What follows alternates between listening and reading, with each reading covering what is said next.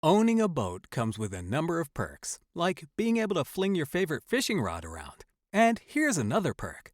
Geico's boat insurance covers your boat and your belongings. And with specialist support from agents that are as passionate about boating as you are, there's so much value that you'll want to high-five someone. But not while you're holding your fishing rod. That's a prized possession. So hold on tight with both hands and keep it covered through boat insurance. Get more with Geico.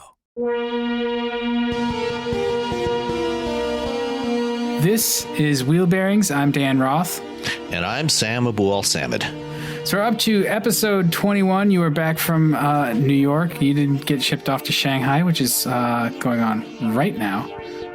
But we've got some stuff to talk about, starting with, as usual, the garage. You've had a few things to drive, some old and some new, and two of them are Infinitis. So, yeah. Just as we recorded the last episode, just before I went to New York, I had just gotten the new Chevy Cruze diesel for the weekend, because we recorded that one on Friday night, and I got that car on Friday afternoon. And then dropped that off at the airport when I flew out to New York on Monday morning. And I've driven the Cruze before, the second generation Cruze. I drove that about July of last year with the gas engine, and they've just started shipping diesels, the new diesel version to dealers, which the timing is fortuitous because there's right now a lot of Volkswagen customers selling their Volkswagen diesels back to VW at premium prices, just like I did this week, and looking for replacements. but also, can't you now buy a Volkswagen diesel with the fix from Volkswagen for a pretty cut rate price? Yeah, there's about I think roughly around 29,000 Jettas and Golfs from the 2015 model year, that cars that were in stock, that were either at the port or at dealers in September of 2015 when the stop sale occurred, and this whole thing broke wide open. And so those cars basically got set aside for, the better part of the last 2 years. VW was not allowed to sell them until they could come up with a fix for them. And they finally got a fix approved by EPA and CARB, the California Air Resources Board, a few weeks ago, and they've started implementing that. So those vehicles have been released for sale now. But like I said, there's only 29,000 of those, and there's 485,000 cars that are being repurchased by Volkswagen, and that are eligible for repurchase. There are some people who want to keep their old cars. They like them the way they are, and they say they're not going to get them fixed or sell them back to VW, and that's fine. There's probably going to be a few thousand of those people, and there's others that are in line. When we went to turn in our 2010 Jetta on Monday, the guy at the dealership there said that I guess they've got about more than 50,000 people on the waiting list for these 29,000 cars. Oh, man. So, if you're not already on the list for one of those, you're probably not going to get one. So you can't just go out and snap up one of these cars that was in limbo just to get a good deal, because Volkswagen needs to try to make something off this Yeah, no, you're probably not going to get one. Like I said, if you haven't already given a deposit to your local dealer for one of these things, chances are you're out of luck. So that means you're going to have to look elsewhere if you want a small car with a diesel engine in the United States. Elsewhere, such as the Cruze. So we talked about it a little bit. That's basically the only option right now. The Volkswagen's out of the diesel business. And so how does the Cruze hold up to your initial impressions of it from the last podcast? The diesel is actually really good. It's much more refined than the first generation Cruze diesel was. Which they sold from 2013 through about 2015. They sold it for more than 2 years. It sounded like a little bread truck. Yeah, well, I mean, that was an older generation engine. It had been updated with a common rail injection system and modern emission system, but that was basically an experiment. GM did almost no promotion of that car. There was very little advertising, and they still managed to sell about 6,000 a year of those things for 2 years. And it did well. It did surprisingly well given the lack of marketing behind the car. It was fairly pricey. I think they started at about $26,000. They came fairly well loaded at the time. And, aside from, the engine being on the noisy side, it was really fuel efficient. I think I got somewhere in the mid 40s with the thing, hit, close to 50 driving on the highway. And the new one is a clean sheet design that was launched. It launched in Europe in the spring of 2015, just a few months before the Volkswagen diesel scandal occurred. And it's funny, GM did the reveal event for the new Cruze in June of 2015 here in Detroit. Just 2 months before all this happened with Volkswagen. And they announced at the time, Dan Nicholson, who's the VP of Propulsion Systems Engineering at GM, told me at the time that, GM wanted to be the leader in North American passenger car diesels. And it looks like they're going to get their wish. I wonder if they hired Russian hackers to sink Volkswagen. I doubt it. Sorry. They're surprisingly bullish on diesels in small cars and utilities. So they've launched it in the Cruze. And later this summer, it'll be coming out in the new 2018 Chevy Equinox and in the GMC Terrain. As well, the same 1.6 liter engine, and it's really good. It's really quiet, very smooth, and very fuel efficient. I got around 36 miles per gallon around town, about 50 on the highway, and about 45 overall. It's EPA rated at 52 highway. So it's a really good engine, and if you want something that's really fuel efficient, especially if you do a lot of highway driving, where you're not really going to get nearly as much benefit from a hybrid, the Cruze diesel is an excellent option to consider. It's a nice car overall. It's good looking. It's well executed inside, nice interior. And right now it's only available in the 4-door sedan. You can get it with 6-speed manual or the new 9-speed automatic that GM co-developed with Ford. And then in the fall, it'll be also available in the hatchback. So, if you're a Golf TDI fan, this will be, the Cruze hatchback diesel will be your best option to replace it. I mean, GM should totally go right after that fact that you cannot get a Golf TDI. Oh, I'm sure they will be up.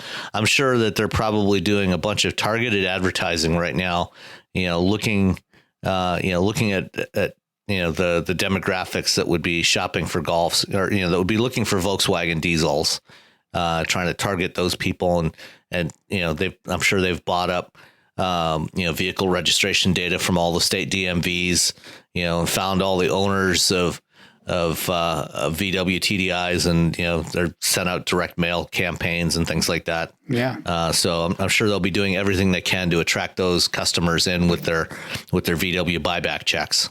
They should contact this new fledgling creative director with an agency that's just hungry. I'll send an email to Volkswagen.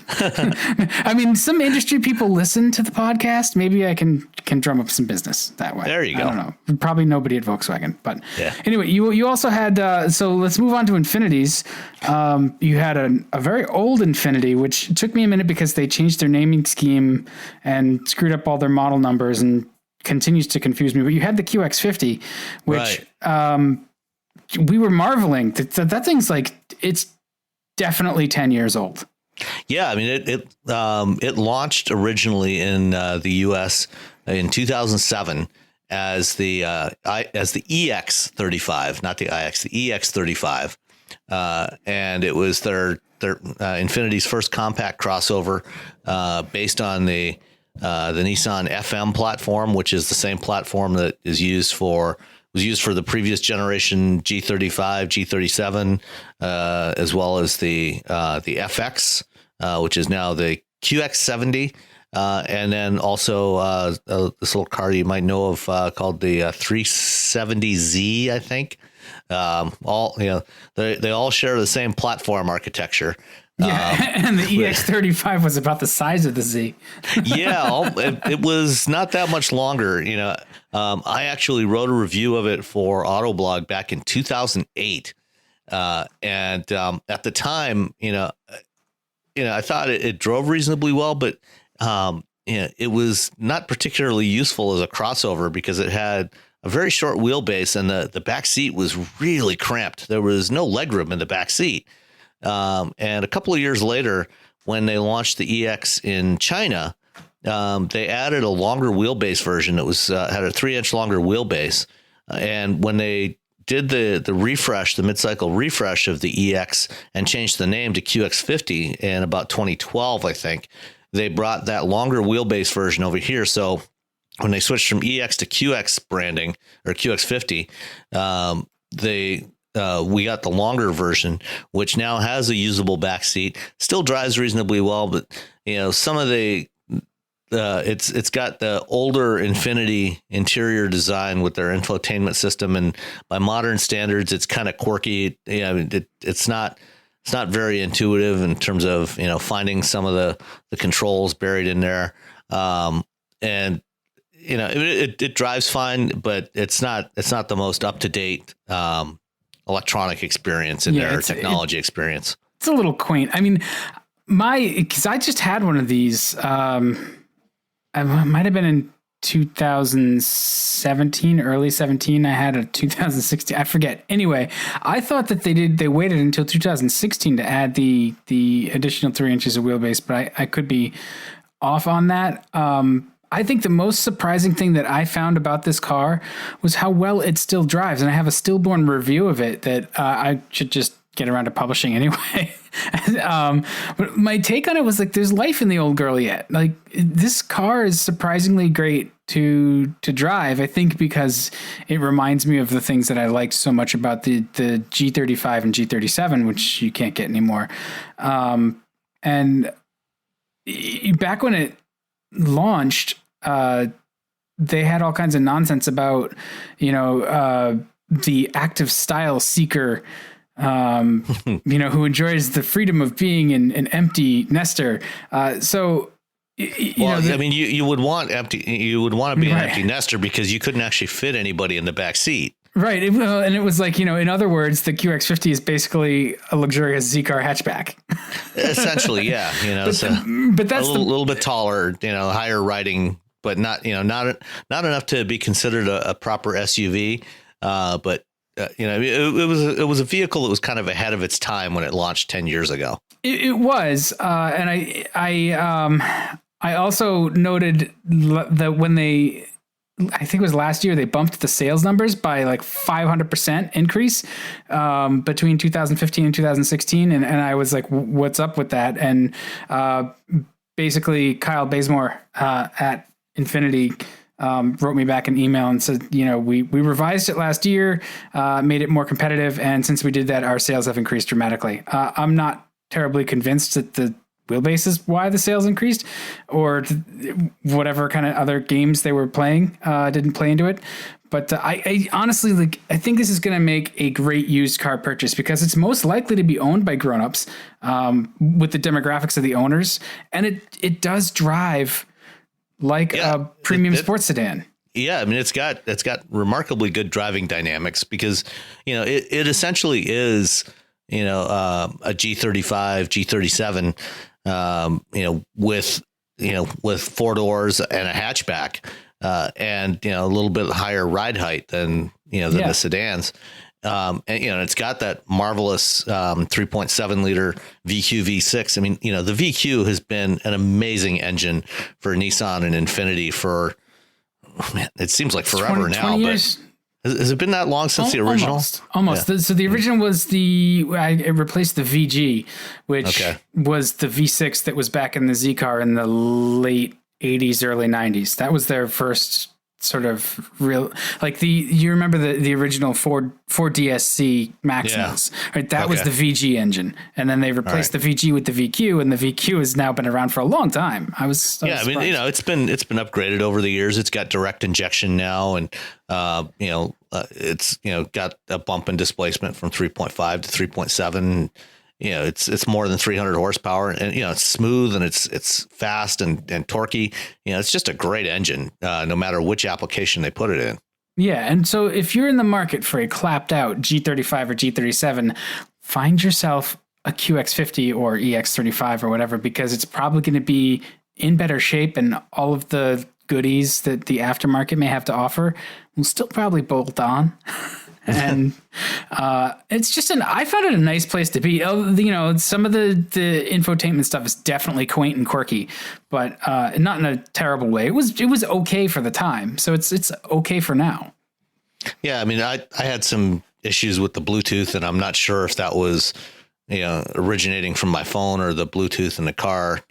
Sometimes it didn't want to actually stream the audio from my phone through the entertainment system, but other than that, the other stuff basically worked.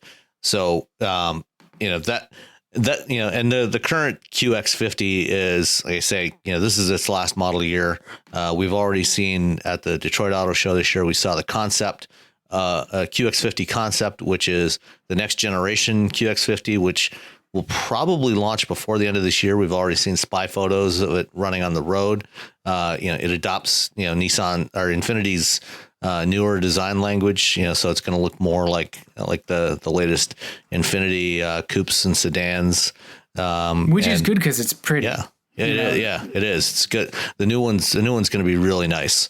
It'll be a nice upgrade from this one, and we may see that maybe this fall or maybe at the LA Auto Show for its production debut. And the other Infiniti you managed to get into was the Q60. We swapped that one out yesterday for the new Q60 coupe. And that's the latest addition to the Infiniti lineup, replacing the old, was it the Q40 coupe? Whatever they rebadged the G37 coupe as. The Q60 it's a stunning car.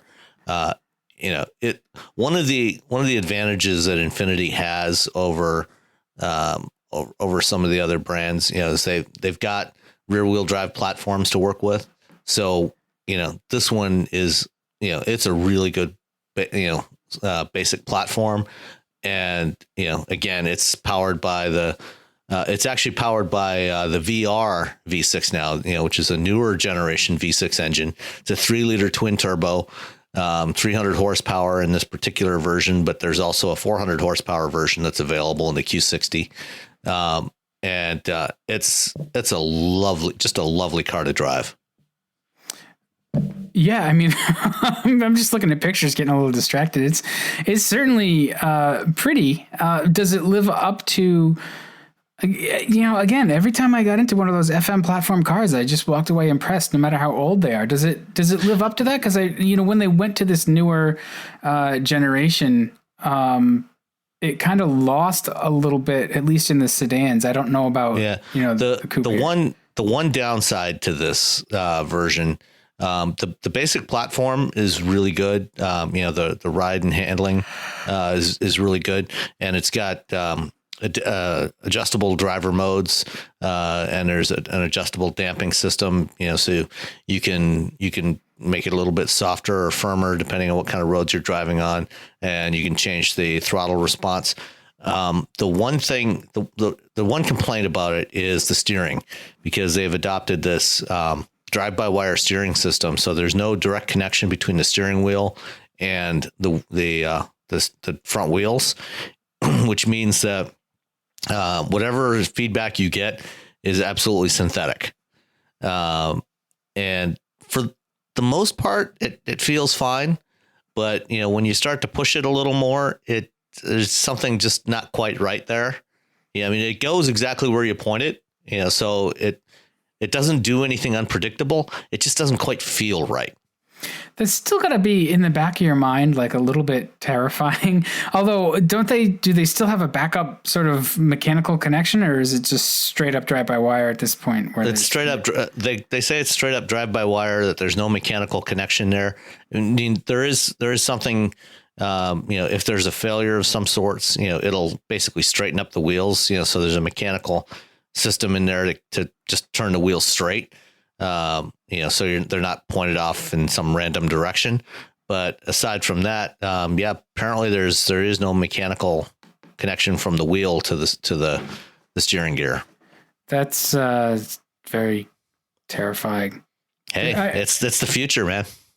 Yeah, I suppose. And there's not a whole lot you're going to be able to do for feedback, though. Like, I don't know how you solve that problem if there's no connection to the wheels. There is going to be no feedback unless you come up with some other way to put some sort of feeling back into that steering wheel, Yeah, I mean, it's whatever you do is obviously going to be synthetic simulated feedback. That you would have to have a model in the controls, that looks at what the current speed is and the steering angle and lateral acceleration, and yaw rate, and you can figure out what kind of force you want to put back, a reverse torque back into the steering wheel to counteract what you're putting in. So if you're turning the wheel left, you're going to have a force turning back towards the right from an electric motor, that's simulating what you would get from a mechanical setup. But I think it's going to be. It's going to take more work to really get that to feel natural. Yeah. And, it may never feel entirely natural before we get to autonomous vehicles. So at which point it doesn't matter anymore. Which are completely unnatural. Yeah. So, but part of me feels like that's a lot of effort to go through when you could just put a steering rack with an actual shaft and U-joint. But on the other hand, one of the benefits of this is the same thing that we've seen in a different manifestation in lots of cars, is how the automatic transmission shifter is being redesigned. It allows more packaging freedom. And so, if you don't have to have a shaft from, if you don't have to have the steering column, you can change your dash to axle dimension a lot more freely. And you don't have to try and wrap it around the engine and the exhaust system. Yeah. And you can also do things like, have continuously variable, an active steering system that changes the steering ratio depending on the conditions, depending on the speed. So for example, at low speeds, when you're maneuvering around in a parking lot, you can have a faster steering ratio, it gives you tighter turning circles to make it easier to pull into a parking space. Whereas, when you're out on the open road, you want to slow that down a little bit. A lot of times, to give you a little more stability and control over the vehicle. Yeah. So there are benefits. For whatever reason tonight, I don't feel like completely being a crank about it. So it's an interesting thing. It's not a hardcore sports car, and it's not meant to be. It's more of a GT, a touring car. I mean, it's like I say, it's gorgeous. It's got amazing proportions. A lot of really nice detailing in the design, and beautiful interior. It's got this interesting setup that Infiniti's gone to in the last couple of years with dual touchscreens in the center stack. So at the top is the navigation screen, which is an older style screen, that doesn't have multi-touch. It's a touch screen, but it's just single point touch. So there's no pinch to zoom and things like that. And then down below that is a newer style capacitive screen with multi-touch. That's got various other controls. You can swipe through the buttons that are on there, and things like that. It's okay. I'd rather have the Android Auto that's in my wife's new car or in the Cruze. But hey, that's me. Yeah, we know where I stand on touchscreens, so I don't need to. Yeah.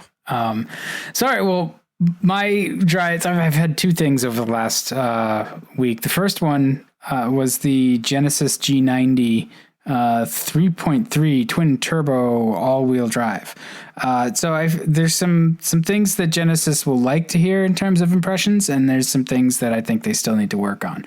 So we'll start with the good. At first, I was 4 stories up and looking through a dirty window, but I thought it was an S-Class. So that's a plus until I looked again. And then I was like, oh no, I think that's Genesis. And it's a good looking car. It's a serious luxury car. Inside, the materials and the fit and finish, I thought were excellent. The 3.3 liter twin turbo V6 it's not quite as powerful as I thought it would be. I think it's like 365 horsepower. Torque is plentiful, and it's a modern turbo engine. So there's just torque available at pretty much any engine speed you need.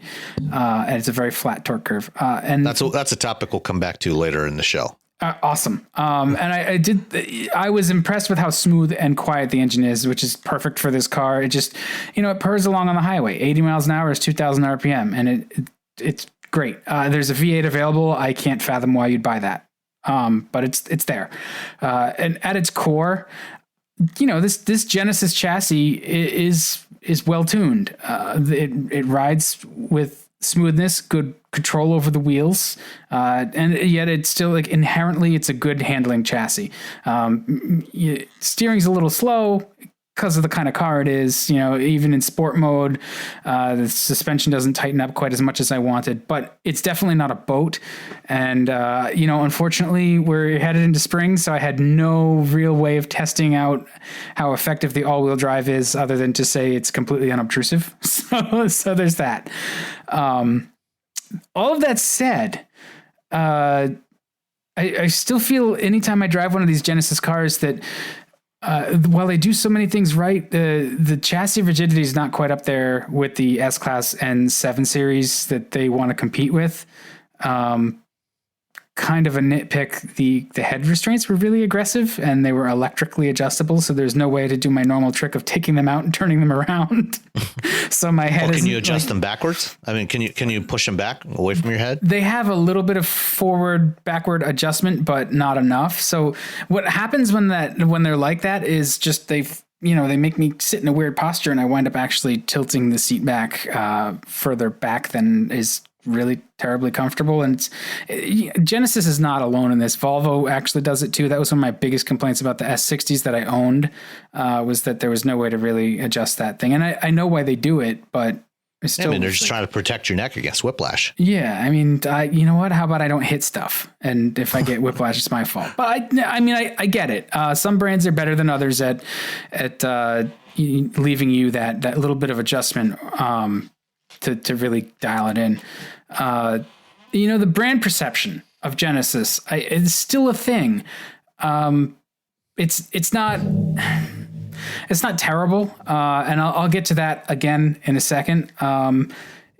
The styling, I think the fact that I thought it was an S-Class at first glance was good, but also, it's very handsome, but it's also somewhat anonymous. I don't know where to that's on both the pluses and the minuses.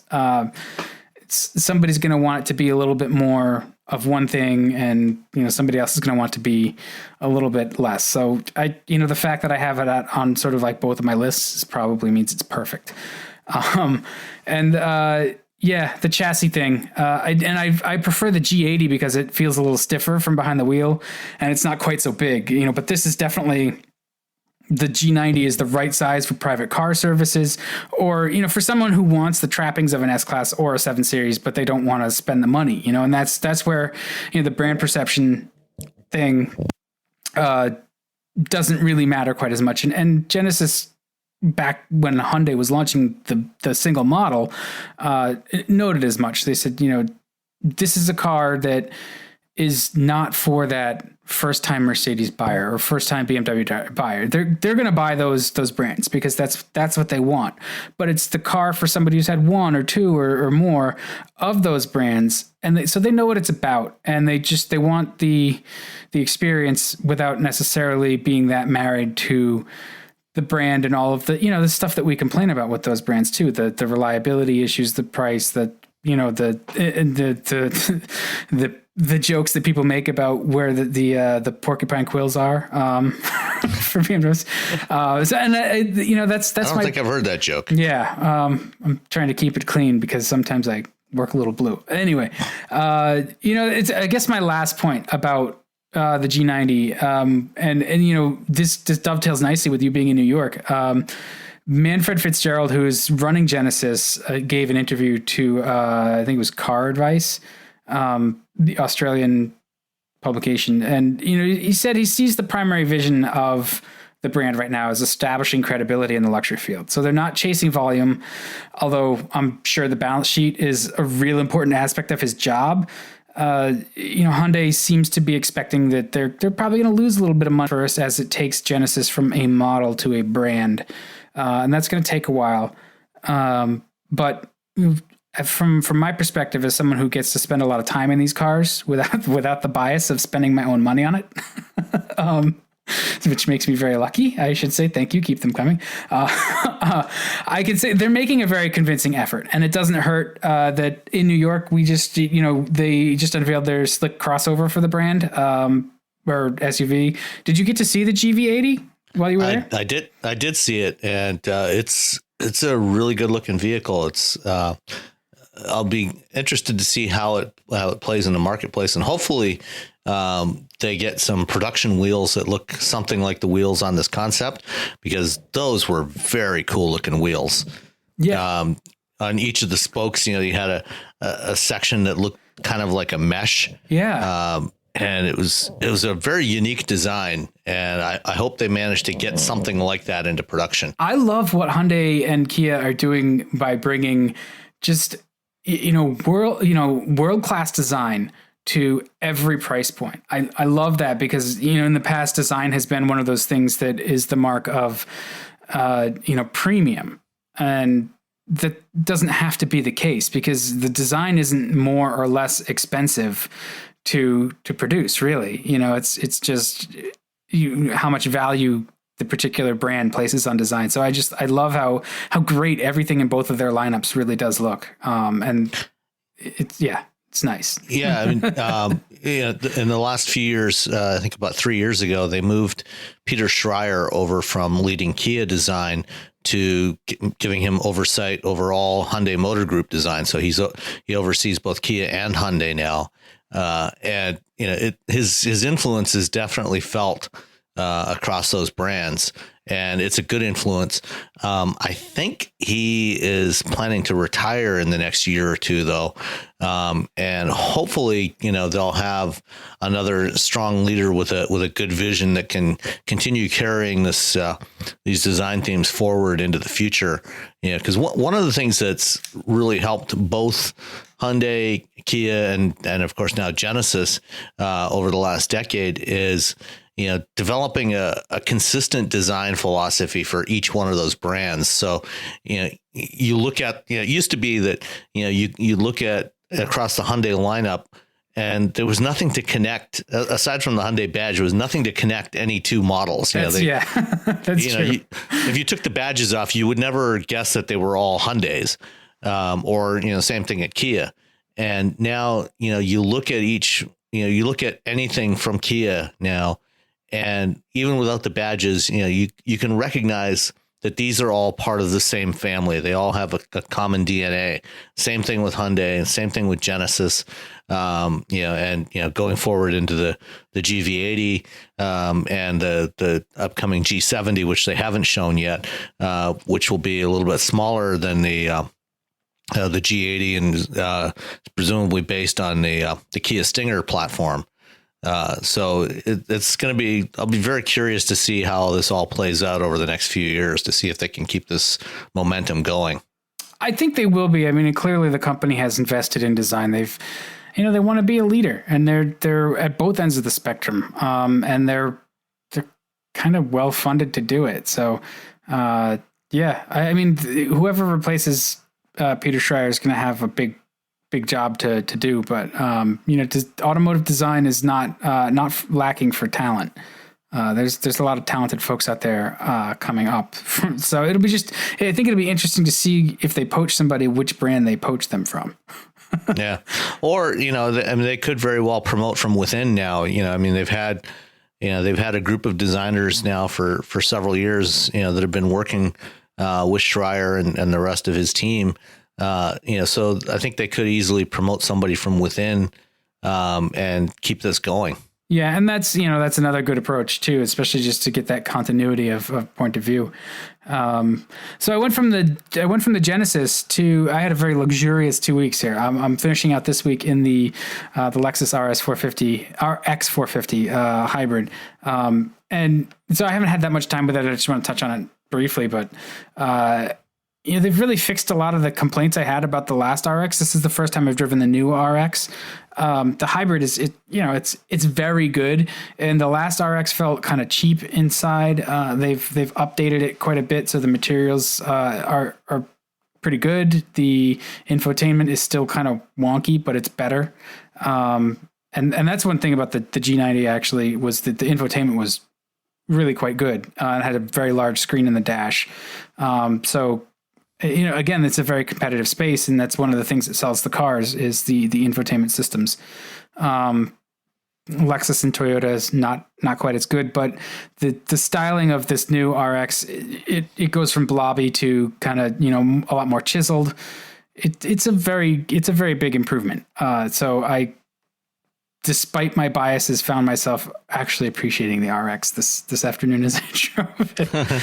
'Cause it's so good at being a Lexus, right? That an enthusiasts can sometimes have a hard time connecting with it. I really love, the Lexus Coupe stuff that they've been doing, in the sports sedan stuff, but in the IS as well. But just the RX has always left me a bit cold.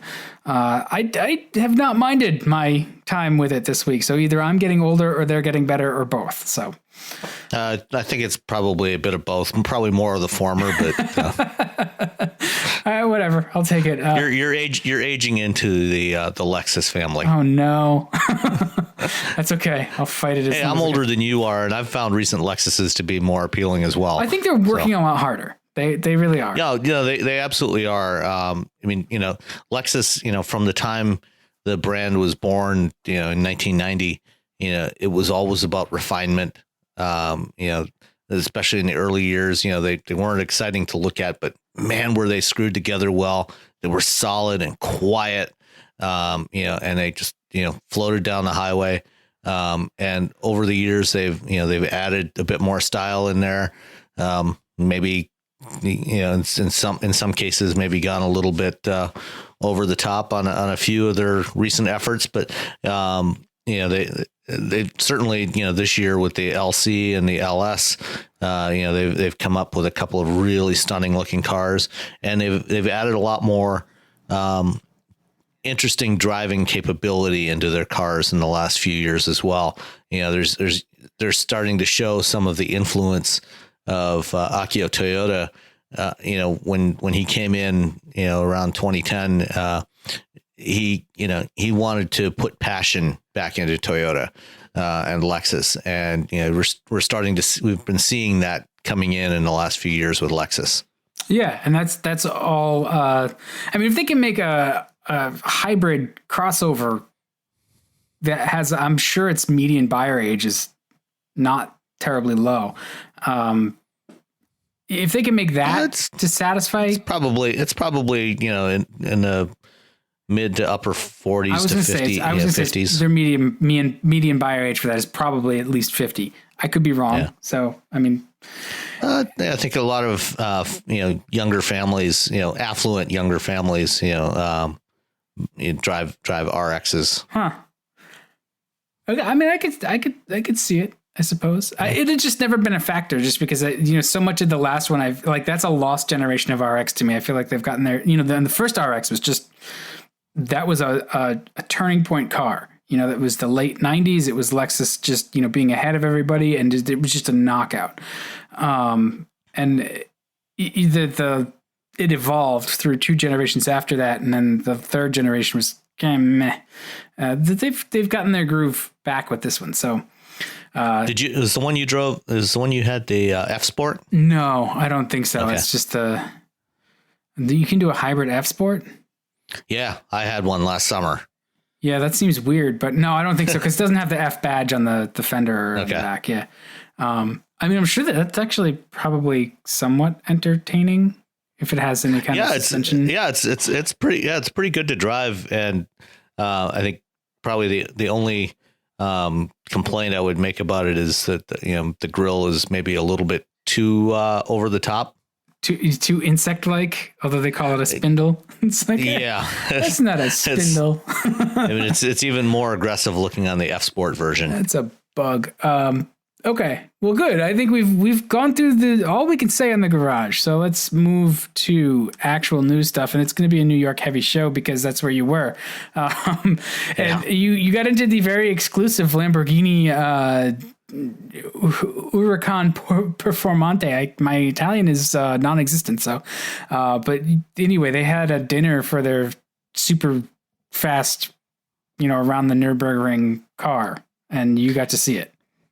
Yeah, there was a lot of the Manhattan beautiful people and affluent people there. A few media to take some pictures of the thing and write some words about it. And I mean, for the most part, the Huracan Performante, less weight, more power. It's fairly typical. Once you've had one of these supercar models on the road for a couple of years, you start doing these special editions, to tweak them and make them a bit faster. But there's one particular technical element of this car that I thought was really interesting, and that is the active aerodynamic system that they incorporated into it, which is claimed to really help the performance on the track, especially. We've all seen the photos of this thing, over the last few months running on the Nürburgring, and now you get the photos of the production car. It's got big massive rear wing on the back, but when you look more closely at the wing, there's some interesting details about it. The two struts that hold up this wing at the base of the struts, at the front base of the struts, there's actually an opening on each one of these. The struts themselves are hollow. And there's a flap covering an opening at the front of these. So under normal conditions, the flap is closed and you get normal airflow over the wing, generating downforce. So when you're cornering, you want to get maximum downforce. This thing, they didn't say how much downforce it generates, but it's probably fairly substantial. But of course, downforce is the enemy of top speed because it, along with downforce comes drag. So what they did was, said the struts are hollow, and if you look on the underside of the wing, there's a series of slats, openings on the underside of the airfoil, all the way across, and when the car is going in a straight line, going for maximum speed, they open up a couple of little flaps at the base of the struts, which allows air to flow up through the struts, through the hollow wing, and then out through these slats along the underside of the wing. And what that does is it disrupts the airflow along the underside of the wing, which reduces the downforce, reduces the drag, and allows the car to have more top speed. So, okay, fair enough. I mean, there's been other cars, like the McLaren P1 and the Ford GT that have, some active aerodynamics, they have, and the Bugatti Veyron, you got a wing on the back that can tilt up and, act as an air brake and all this other nonsense. But what's really cool on this one is they're also doing aero-vectoring. So what you can actually do is they can selectively open the little trap door on one side on one strut or the other, so that you can have lower downforce on one side of the wing than on the other. So when you're cornering, you can put more downforce on the inside wheel and get more traction on that inside wheel, which is naturally going to tend to lift up, and you can get more grip as you go around the corner. And the fact that it's like, I mean, active aero we've seen, but kind of dynamic active aero, that's a new, sort of a new realm. And I guess it stands to reason that it would come to market on a car like this. Overall, with this, the Huracan Performante, I'm just having trouble like seeing how anything on it is ever going to relate to any vehicle I'm ever going to own. I guess that's kind of beside the point, though. Well, I mean, we have been seeing some active aerodynamic stuff on mainstream vehicles over the last several years, primarily in the form of the thermostatically controlled grille shutters that you see on a lot of vehicles now. So one of the big sources of drag on most vehicles is the air intake on the front for the cooling. When you've got air flowing through the engine compartment, that generates a lot of drag. So on a lot of vehicles now, they have thermostatically controlled shutters behind the grille, so that when you're running it at higher speeds, or if the engines, if the temperatures are cool, if the ambient temperatures are cold, you can close those shutters, and it forces the air either over or under the vehicle, rather than allowing it to go through the engine compartment, and it reduces the effective drag coefficient by several points. So that's one example of where we're seeing active aerodynamics used on mainstream vehicles, and something like this is, I think, we could certainly see similar types of applications, probably not to this extreme, because you tend not to have so much downforce on most mainstream vehicles, but there's certainly ways that you could use something like this where you manage the airflow around the vehicle using various devices to reduce drag under various conditions, or to generate more drag when needed. So there's definitely ways that the same kind of technology could be applied for different uses. Yeah, and I guess that's true. And I guess the biggest news about this car that we just completely also did not cover is that it has the fastest production car lap time around the Nürburgring, which says something absurd like 6 minutes and whatever. Lamborghini's claiming the fastest lap time, 6 minutes and 52.01 seconds or something like that, for a production car. The problem with all of these lap times is there's no standard for how they're run. There's been a lot of speculation that they basically ran this thing on slicks to generate that time. Who knows, what other tweaks they did to get this. Jim Glickenhaus, the famous car collector and builder of some very interesting custom vehicles, including his Ferrari P45 and more recently his SCG03. Has proposed putting together a formal competition at the ring, and inviting all the manufacturers to come and run together, and basically have it overseen, sanctioned, to make sure everybody's running on true production hardware, production tires, and that sort of thing, road legal tires, to actually see who can generate the fastest time.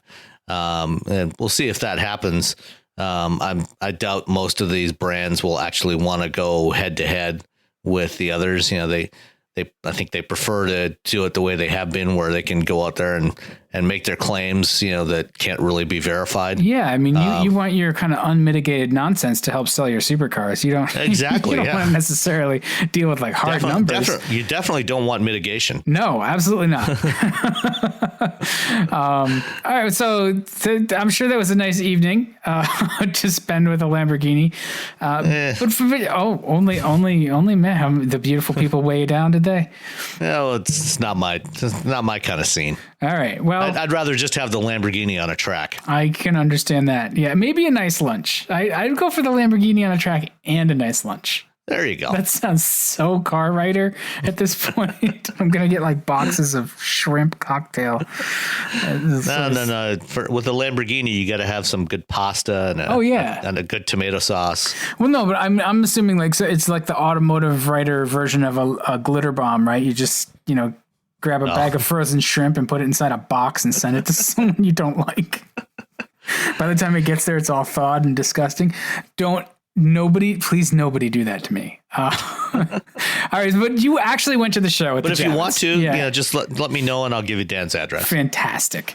So you went to the show at the Javits in New York and you saw the Buick Enclave. there's stuff you wanted to talk about with Cadillac Super Cruise as well. And you did some interviews with some folks. So where should we pick up here? Let's start with the Lincoln Navigator, get that one out of the way. Okay. We saw a Navigator concept last year in New York, which had big, massive gull-wing doors in typical, concept car style. So and just a little comment on that. One of the reasons why concept cars often have either rear-hinged suicide doors or gull-wing doors is the designers do this so that they can show off the interior of the vehicle basically uninterrupted. They know that they almost never are able to put this sort of thing in production because it's too heavy, too expensive, too complex, too unreliable, all of the above. But they do it for one-off concept cars so they can showcase the interior of the vehicle for photography. And so the people at the show can see what's going on in there. They can show off the one-off concept car interior of the one-off concept car. Exactly. Although, aside from those doors, the production Navigator actually translated remarkably closely from that concept, including a lot of the interior elements. I mean, the interior is really beautifully executed.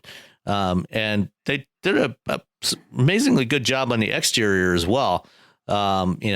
Translating, Lincoln's new design language to, this big, ginormous, full-size SUV.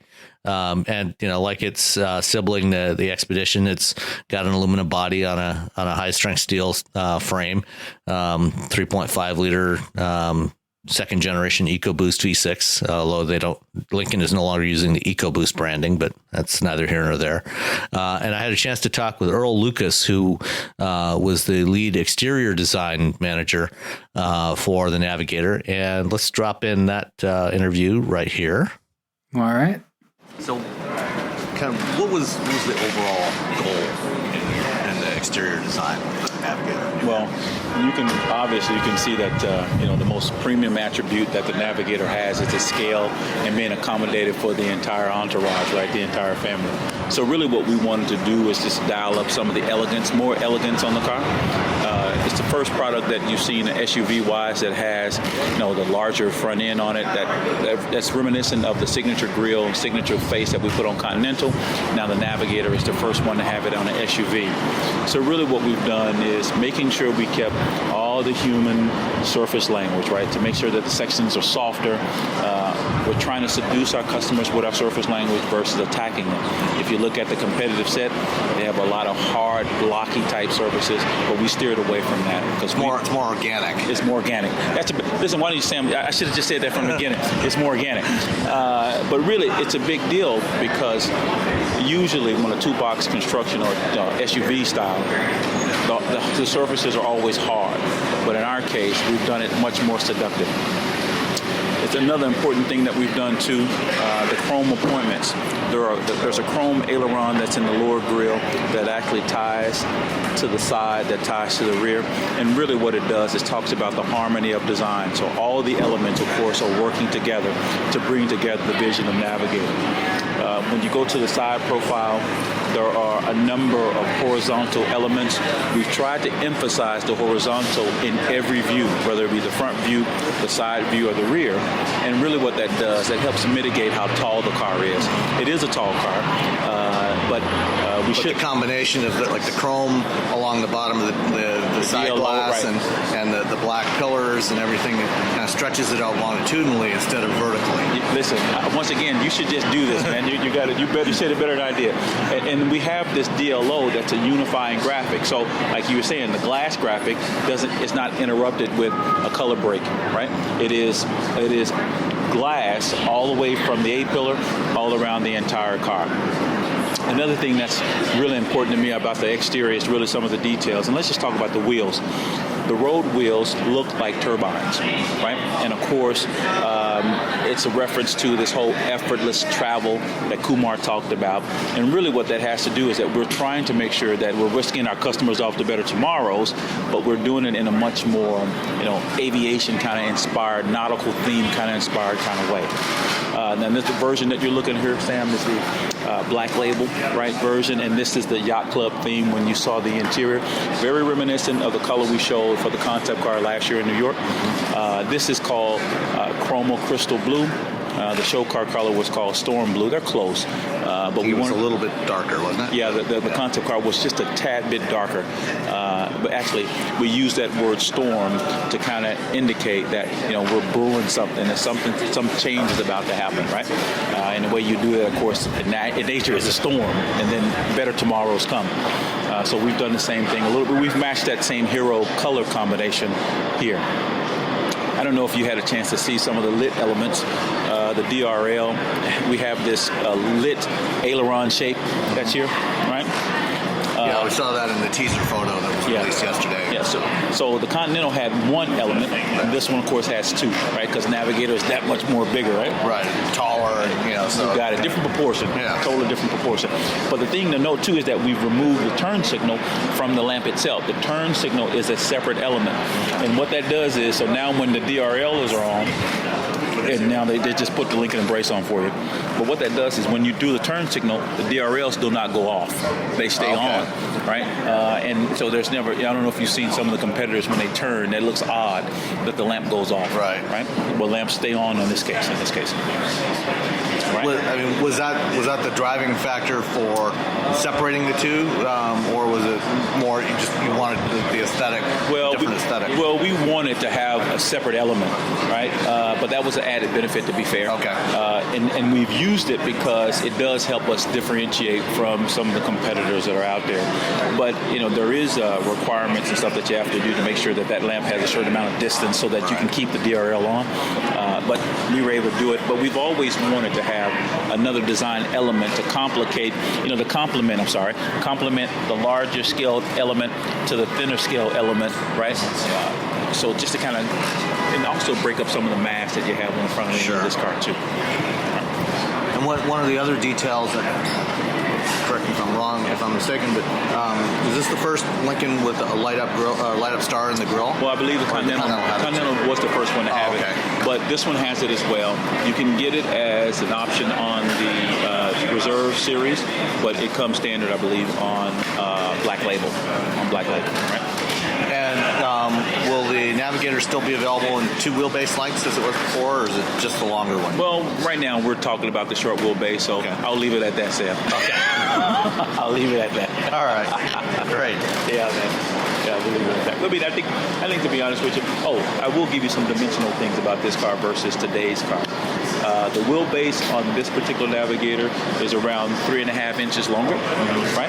But the overall length is only longer by, I think, 2.5 inches. Okay. All right, so it's comparable to today's car, but that extra length in wheelbase gives you that much easy access. Especially in the rear seat, or the third row, Right, second and third row, it gives you greater ease, if you will. Okay. Yeah. I should say this too. And the independent rear suspension is also a big aid, or especially for the third row, because that's one of the issues with some of the competitors. They have a beam axle, and so you have to have a higher floor, so that makes it much less comfortable in that third row. You got it. You got it, as well as giving you a better ride too, right? Right. Yeah. So I think the biggest thing for us, though, aesthetically, is you're noticing.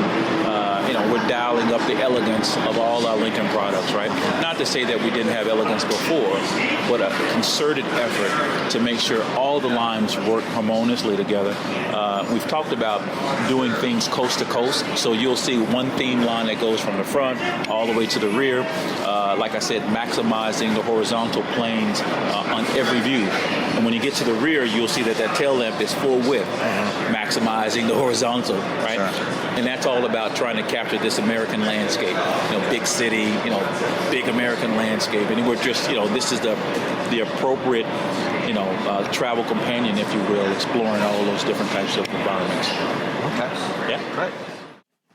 So, the Navigator, I think, honestly, it looks really, really good in pictures.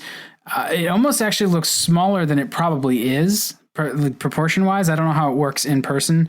Their new design language has translated nicely to this vehicle.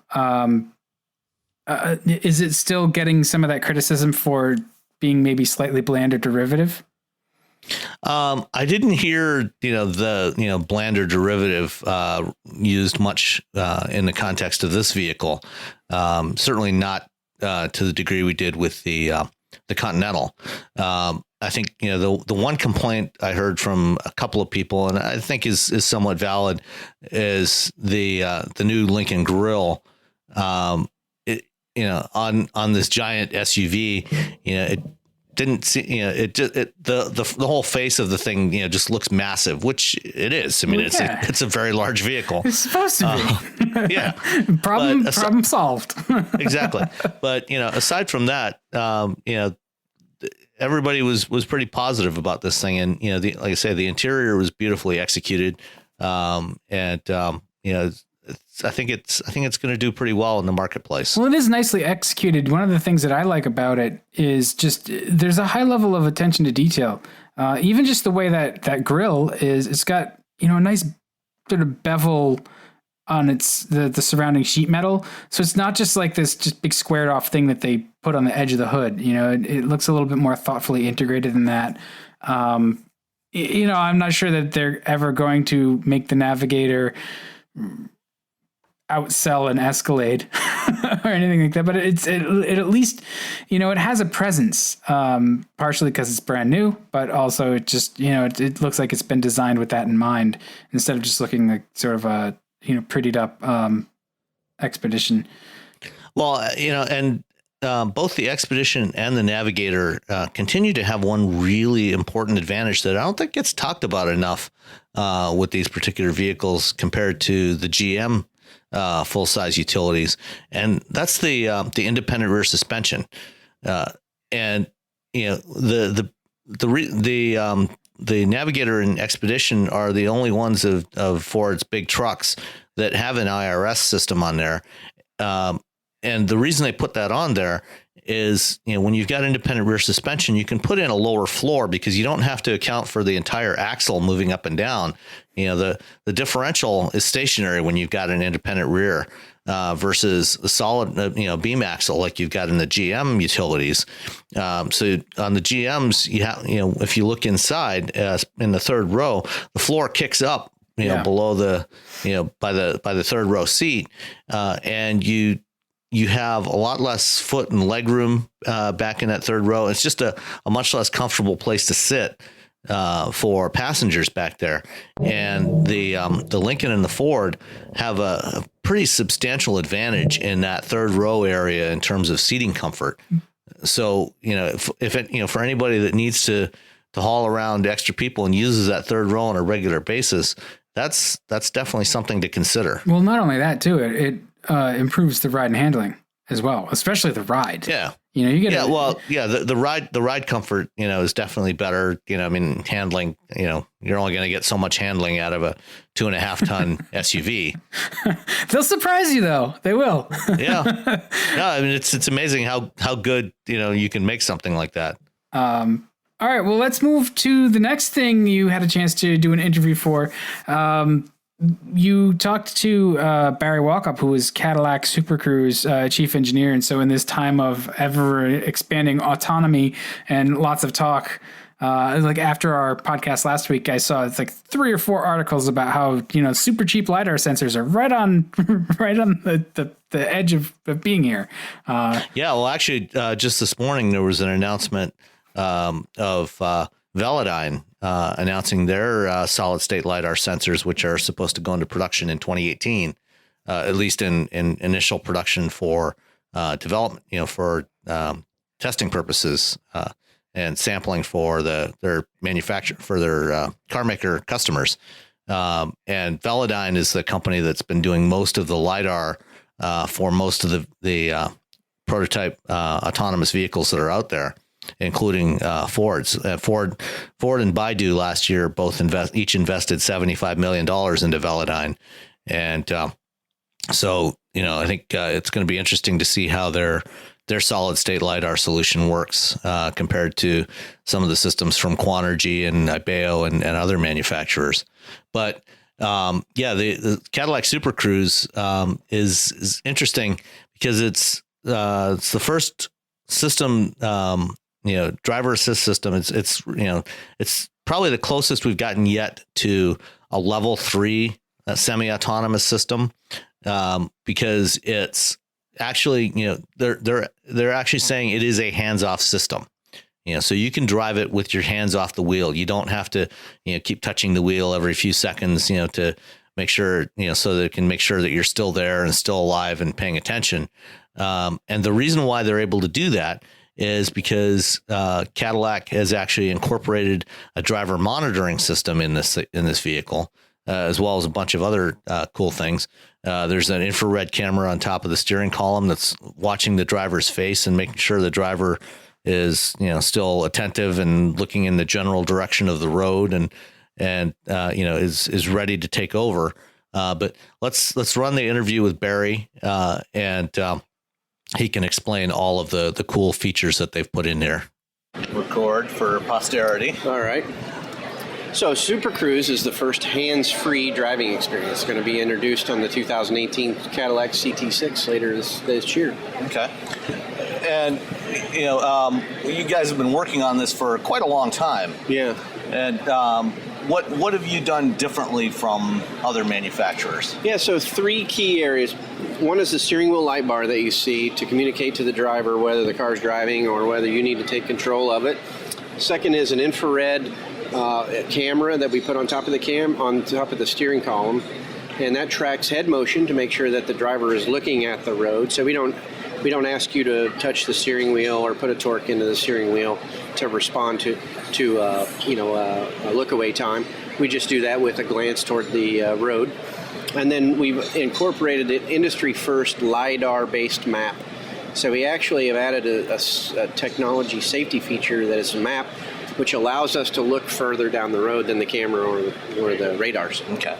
So I don't know if you can say, what the source, who provides your mapping data for that? So we have a joint venture with a company that we did all of it ourselves. So it's not a purchase map. That's okay. Yeah, that's what I'm getting. I mean, obviously there's a few big companies that do most of the mapping for most of the industry. TomTom here. Right. This is our own proprietary map. Okay. Yeah. So no one else has access to this map. Okay. And so, what we did is we LiDAR scanned 160,000 miles of interstate highway in the U.S. and Canada. And so we took that, and we have up to 5 centimeters accuracy with that map. We took that, put it into a 3D model, and then generated a map out of it and put that map into the car.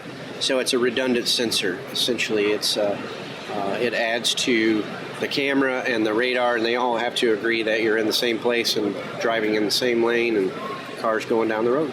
Okay. So as far as the sensor technology you're using on the car itself for Super Cruze, is that basically the radar and camera that you would normally use for ACC and lane keeping? Exactly, yeah. So we have 4 cameras on the car. We have one in the front, 2 on the sides, and 1 in the rear. Okay. Then we have ultrasonic sensors around short-range radars, essentially, for things like parking assist, side blind zone alert, those types of things. We have a front long-range radar, so that we can track vehicles ahead of you for the active cruise control. And then if you add in the map module, we actually have a running map of the road that you're on. Okay. The cameras, the side and rear cameras, is the visuals from those, is that also incorporated into your control system for Super Cruze? Yeah, so it's not just we observe those as signals, right? Okay. So yeah, they're good for positioning the car in the lane. Okay. Yeah. I can hang on to your stuff. That's fine. So where you can actually engage Super Cruze, like will the car give you an indication of saying, say Super Cruze is available now, or how's that going to work? So we have a steering wheel that comes up onto the cluster, and similar on the opposite side of where the active cruise setting would be. Mm-hmm. When you see that grayed out steering wheel, that means Super Cruze is available. You push a button on the steering wheel here in the center, and then the light bar turns green and the car's driving down the road. So as you're driving down the road, I mean, driver can glance around from time to time, but as long as the camera indicates that for the most part they're engaged, and they're not looking down at their phone or something like that, and it'll allow it to keep going. And if the camera detects that that the driver is not engaged, then what happens? So then the steering bar will start to flash green to help train the driver, hey, you can look away for this amount Strictly of time. visual? Yeah. Okay. Strictly visual. So it's basically says, hey, you need to look back at the road. And then after a period of time, if you don't look back at the road, it'll turn to red, and you'll get a chime or a haptic in the seat, which you can choose from the vehicle control center, whether you want the chime or the haptic. Okay. And then after that, that continues to escalate. The vehicle will then begin to coast. If over an extended period of time you still don't take control, we'll begin to brake, and we'll have an audio prompt of a woman's voice that says, please take control. If you continue to not take control, we'll actually turn the flashers on, stop the vehicle, contact OnStar, and send emergency response in case you've had a heart attack or say you're having a diabetic episode, something like that. So, I mean, how much time are we talking about from when it first detects that you're not attentive to when the car would actually come to a stop? Yeah, it depends on the speed of the car, but we're talking up to a minute in that time frame. Okay, so it's a relatively short period of time. Well, I mean, it's long, obviously, in terms of what can happen during that time on the road. If you're going 70 miles an hour, a minute is a long time. That's true, yeah. Okay.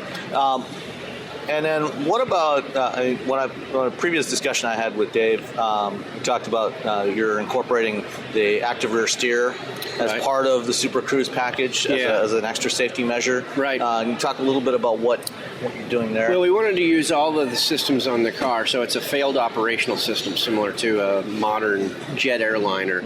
And so we can actually use the rear steer to control the car should the front steer fail. So we've got redundancies built in for steering. We've got redundancies built in for power supply. We have an ultra capacitor that will actually allow the car to continue down the path for 5 seconds, which is the amount of time that it takes to regain control, drop your task, grab the wheel, regain control of the vehicle. So we have 2 control modules. If one fails, the other one runs the car. Are they two identical? Yeah, exactly. Okay. And then we have redundant sensors, so if the camera fails, the map will continue to allow you 5 seconds to be able to control the car.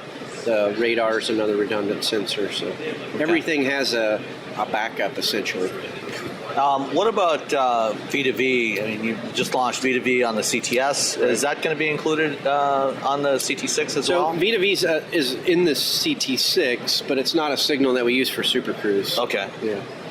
So you're not doing anything like the cooperative adaptive cruise control that Toyota launched in Japan in late 2015? Not yet. Okay. Is that something that you're looking at doing at some point? We're always looking at how to explore new technologies, right? There's lots of ways to get creative with software. So, sure. Yeah. If it adds safety and customer convenience, we're taking a look at it. Any other, I guess that's the camera there? Yeah, the camera module? Yeah, that's the hood for the infrared. Yeah, and then it's got IR emitters right here. Yeah, and then the camera. Okay. Yes. Any other safety features that you've added in the course of bringing this from development to production capable? Well, so 3 things that the industry currently doesn't have is we only allow it on limited access freeways. We geofence it out. We have the infrared camera, so we can track your face. We want you to keep looking at the road, right? There are things that we can't predict that could happen, and we need you to be engaged in driving. This is a convenience feature. You can take your hands off of it. It's not full autonomous. The third is the LiDAR-based map. Allows us to see further down the road than any of the sensors on the vehicle, so we can predict things like toll booths ahead. Sure. We don't want to navigate through a toll booth, so we'll escalate back well in advance of the toll booth, and you can manually drive through it. Okay. Lost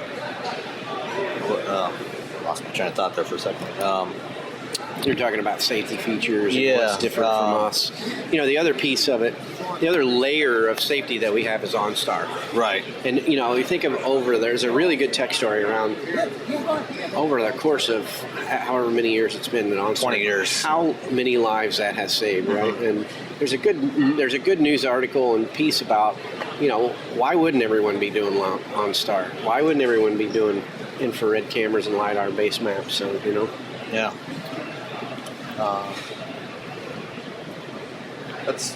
can't wait to try this out.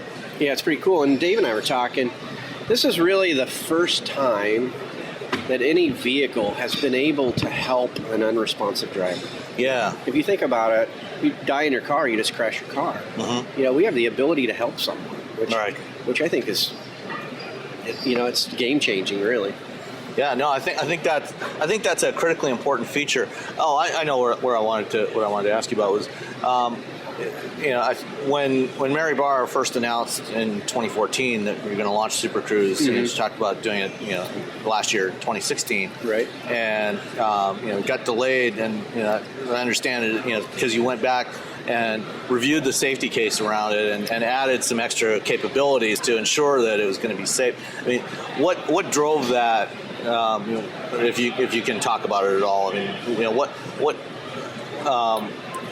what elements of this were added as part of that review, and what was the driving force behind that? Well, safety was always the driving force behind the system. So we were going to convince ourselves that we were safe enough to roll it out. We really didn't work toward a deadline. We worked toward, let's convince ourselves that it's safe and it's customer pleasing. We don't want to be annoying. We don't want to be flash and chiming all the time. So once we felt that we had that, there's a lot of invention, right? The LiDAR-based mapping. Think of deploying trucks to map 160,000 miles of road. That's a pretty big task. Is that just in the U.S. or North America? It's U.S. and Canada. Okay. So, yeah. And if you think about the infrared camera, so that's something the industry hasn't done before. We had to invent an algorithm to be able to track the head and determine whether it was looking on-road and off-road, and different ethnicity types, bearded, long hair. There are some sunglasses that will filter out infrared light, so we had to work around that if we couldn't see the eyes. So there's a lot of engineering that had to be done on the car, especially if you want to make it robust, exactly, so that it's not going to just disengage randomly and be more annoying to a customer than helpful. That's right. Yeah, and we've been making cars for 100 years. We know how to validate a car, right? So we're going to drive every mile of road that we have mapped, make sure that the car is available, that it is safe to drive. We've got I think you're familiar with our process, and we've got vehicle technical specs that we have to meet long before we ever ride on the road. And then for each of the components, we'll have feature technical specs that are, if you want to produce a camera for General Motors, it's got to meet these requirements. Sure. It's not just a purchase system that we buy off the shelf. Here's the statement of requirements. If you can't meet that, we'll go to someone else. Okay. So all that takes time, and but it's finely tuned engineering at the end of it is what you get. Yeah. Okay. Well, it looks like an impressive system. One other thing I wanted to hit on. Have you? Has GM been able to look at any data of how much their customers actually use some of the ADAS features and things like ACC and the lane keeping, and because I know with a lot of systems, especially the lane keeping in particular, it a lot of times they're overly sensitive. They're more annoying than helpful. And I was wondering if that's something that you've looked at. Whether you've been able to get any telemetry data through OnStar or just maybe recording some customers' cars to see what they're doing, how they're using it, and has that influenced how you calibrated this system? Yeah, so we don't actually harvest data from vehicles, just random vehicles, but we do that in our development process, right? We have a cross-section across the company that we'll all agree on torque inputs or noises, what this sounds like. We have marketing input, we have design input, what the colors on the dash look like, the amber line versus the green lines on the lane keep assist versus, so we do all that tuning. And then for this system, we also did clinics. So we understood, like for example, in clinics, lane change, active lane change, ranked really low. So the customer said, yeah, it's nice to have, but we really don't care. We want to be able to drive this system, take our hands off on the freeway, so we can explore the navigation system, or we can place a hands-free phone call, drink a cup of coffee, eat a cheeseburger, whatever you want to do. So that was what guided us, to the customer. one of the areas, I mean, I'm fortunate to get to drive a lot of different cars, and one of the areas that I've noticed is problematic on most cars with lane keeping systems is detection of the lane markings, especially when it's just a single forward-facing camera. They're very inconsistent in terms of when they can detect lanes. Like, just for example, just a week ago, I was driving a new BMW 5 Series, and their lane keeping system is a sort of semi-lane centering system. Yeah. And I was driving along 696, and I was coming back I went to Cars and Coffee one morning, going there and coming back. And I was driving east-west, in the morning with the sun, either behind or in front of me. It was able to pick up the lane markings pretty reliably. Yeah. But when I went north-south on 275, it basically, it was always grayed out. It was not detecting the lane markings. Yeah. Does the use of the side cameras as an input, as a signal into your system, did that help with making your detection of the lanes more reliable? Or? No, we use those as a secondary input. Okay. So we still use the front camera as a main input. So, we'll still experience sun washout, which is what you're describing. In terms of mono cameras are susceptible to that. Are stereo cameras more reliable? Yeah, stereo cameras is a higher resolution image. Yeah. So. But what you experienced was probably, and I'm familiar with those areas where you get poor lane markings due to tar strips, or there's been some repair, this and that, and it depends on the more sensors you have, the more you can weight other things, right? If you lose some confidence in the camera, you can check in with the radar. Is there still a car in front of me? Can I follow it?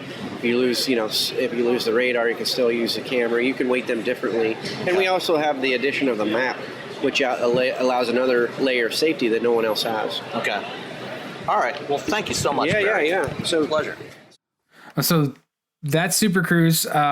That one actually will be interesting to try out. So we'll see what it's like when it arrives in the hands of completely unskilled auto riders. Maybe it'll make us better drivers. I doubt it. Yeah, probably not. But you also talked with a couple of Buick folks, Bob Boniface and Rob Peterson, about the new Enclave, which is sort of the other big thing that GM debuted at New York.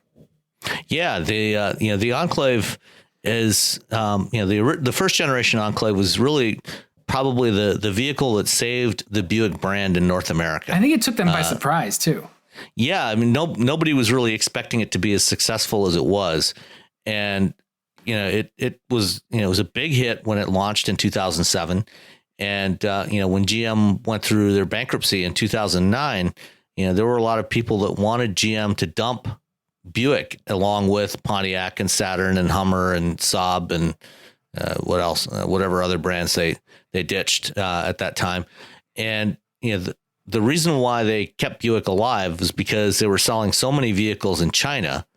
And the brand itself was actually quite profitable because of those sales in China. But even then, you could have easily made the case that you could keep Buick around for China, but dump it in North America. But probably the best reason to keep it in North America was because of the success of the Enclave. It really helped to revive the Buick brand, and now they've added a couple more utility or crossovers to their lineup with the Envision, the midsize Envision, and the compact Encore. But the Enclave is still the heart of the brand today, and they just launched the 2018 Enclave in New York last week. It's their the third of their Lambda series of SUVs, and the other thing that they've continued with the Enclave that they started last year with the Acadia when they launched the second generation GMC Acadia was putting more differentiation into the three Lambda platform utilities. The first generation ones all had almost exactly the same dimensions. They had the same wheelbase, same length, same width, same height. Just different styling to distinguish the Chevy Traverse, the GMC Acadia, and the Enclave. This time, we've talked previously about the Acadia being a foot shorter. The Traverse is almost exactly the same dimensions. I think it's like about an inch or two longer and a couple inches longer wheelbase than the previous one. And the Enclave gets the same wheelbase as the Traverse, but it's actually 2 inches lower than before. Its roof line is 2 inches lower, so it's got a sleeker look to it. But let's listen to Bob Boniface, who's the global exterior design director for Buick, and Rob Peterson, who is the marketing manager for Buick utility vehicles. All right, hit us. Here with Bob Boniface, global exterior design director for Buick, and Rob Peterson, marketing manager for the Enclave, or for All crossovers at all Buick. crossovers at Buick. All right, so we've just seen the new 2018 Buick Enclave Avenir. Enclave has probably been the most successful nameplate for Buick in North America over the last 10 years, would you say? Yeah, absolutely. I mean, it started in 2007, kind of defied logic. Sales increase for basically 8 of those 10 years that it's been out. And, it's got a really strong following, great loyalty numbers. It does what it's supposed to do very well, and that is it carries families, and it carries people and cargo, and it does it in a very luxurious manner. And talk about the design, what you've done differently with the design this time around. There's clearly a lineage back to the first Enclave, but it's more modern. Yeah. Well, Rob talked about the success of the current Enclave, and one of the hardest things to do is follow up on a successful act. So we had to take the best of what made the previous Enclave so successful, which is spacious interior, ride quality, premium materials, sculptural beauty. So with the new car, we did a few things. We lengthened it about 2 inches, lowered the roof about 2 inches, and lengthened the wheelbase 2 inches, and that pays dividends to the customer. The extra 2 inches of wheelbase improves ride quality, improves rear seat legroom. We've improved the interior cargo capacity by, I think, 10 cubic feet. Aerodynamic performance is better. And frankly, from a design standpoint, when you look at the car, it's a little lower and leaner than it was before. It was always a beautiful car. Now it's just got a little bit more athleticism to it, and a little bit more sleek, and a little bit more premium and precise looking. And one of the interesting things to note over the last year, last year we saw the launch of the second generation GMC Acadia, and then later the Chevrolet Traverse, and now the Enclave. And all three of these in their first generation shared the same basic platform architecture. And they continue to share a new version of that platform architecture, but they're all much more different now, much more differentiated. Can talk a little bit about what the strategies are, how you've differentiated those three vehicles even more. Well, from a customer perspective, the Enclave has always been much more about the family and what's on the inside, and so we needed to save the size, in fact, increase the size so that we have the cargo capability. We increased the powertrain capabilities, and now we have 5,000 pounds of towing. What we find in our current generation customers is that they're looking to be able to pull boats, wave runners, summer things that they take along with them on vacations. So we held our size from that perspective. GMC, which has a much more active customer, went back more into the mainstream segment, targeting the midsize SUV family, and so they've really been working hard in that particular space. But having the differentiation from a customer perspective will really assist us greatly as we start to push forward. And this new Enclave marks the launch of the Avenir sub-brand for Buick. What is the strategy behind Avenir? What are you trying to do with that? Well, I mean, we needed a range-topping trim level, and Buick is perfect brand for that. I mean, the customers appreciate materials, premium ride quality, premium detailing. So Avenir has taken the best of when we launched the Avenir show car, and then last year again with the Avista show car, we took the best design and detailing elements from those vehicles and applied them to the top of our range, specifically the grille texture, the wings in the grille, the lighting signature, the wheels themselves, the material on the interior. Enclave is the top of our range. It is our flagship, so we felt that our customer needed something above and beyond where we were even in the past. Yeah, I think Bob touched on it. I mean, when we look at what customers define as luxury, today they're really looking at it from the perspective of time is what creates the greatest luxury. And so from an Enclave perspective, we have a lot of people that spend a great deal of time either with their families on short trips, medium-sized trips, or long trips, just going up to school. What happens on the inside, we want to make sure that they have that fantastic luxury experience. And a lot of what Bob talked about, premium materials, the technologies that allow people to stay focused on the road, those types of technologies kind of create that cocoon that allows them to get more into every moment that's in the car. And that's what really we're seeing from people, luxury buyers. It fits perfectly within the Buick brand. The Buick brand is kind of known as attainable luxury. We think that we have a right package here for everybody to kind of enjoy that, and it's perfect for the brand. Yeah, Duncan talked during the presentation about going into homes of current Buick buyers and buyers of competitive vehicles and observing what sorts of things. What sorts of lessons did you learn from that have been applied to the new Enclave, and how has that been realized in this new vehicle? Well, we actually went into several homes early on in the program's development, and what we learned about our customers of our current one is that they define their purchases as luxurious because they're intuitive and they meet their needs. There's an element of style to it. There's an element of substance to it, but it needs to be. It's much more about the ability to fit into their lifestyle than it is about showing off their lifestyle. And we really think that the Avenir, in this perspective, kind of meets that. Some of the things that you see on the inside that, again, Bob mentioned earlier, premium materials, quiet tuning technologies. These were all things that they appreciated because it gave them an intangible benefit of being able to hang out with their families and friends inside the vehicle, knowing they had everything that they needed. And the Buick owners are not badge wearers. They don't wear it on their sleeve. They love beauty. It's understated elegance.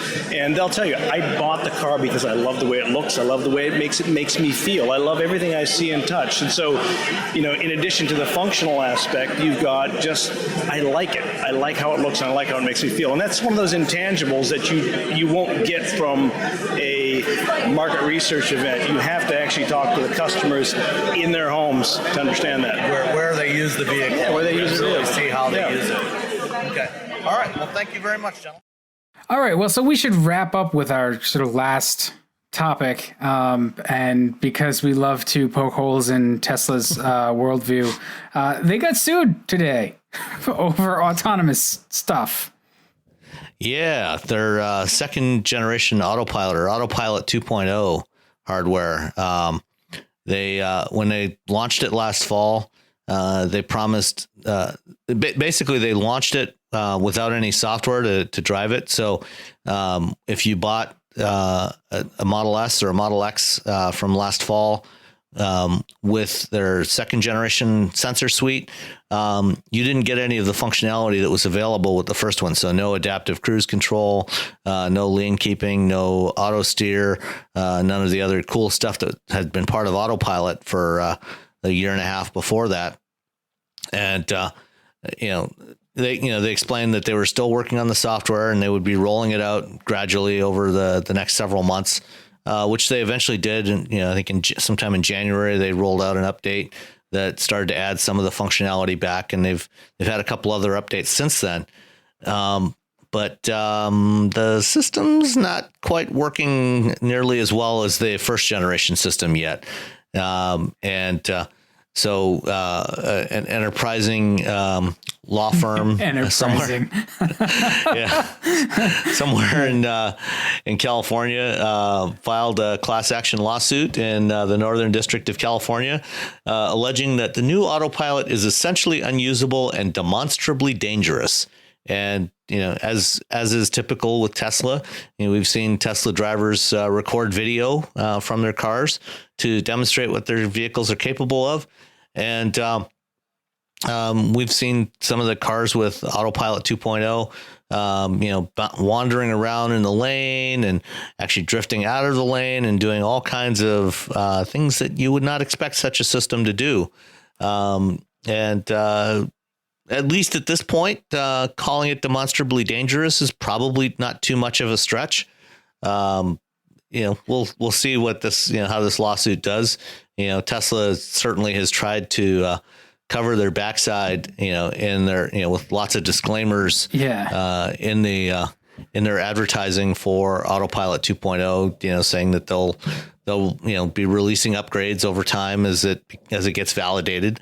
I think, some of the stuff that they've already released probably was not as well validated as it should have been from what I've seen. I haven't had a chance to drive one of the newer vehicles, and I guess most none of the media that I've talked to have had a chance to drive it yet either. They haven't had any.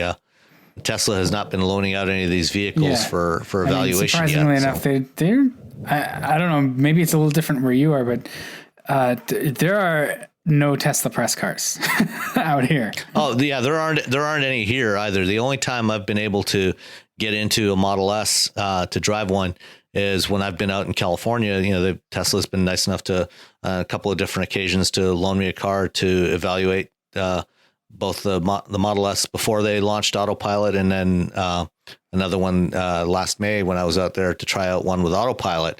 And, I wrote an article about it at the time. I thought it was, the original AutoPilot, and this was before the Joshua Brown crash in Florida.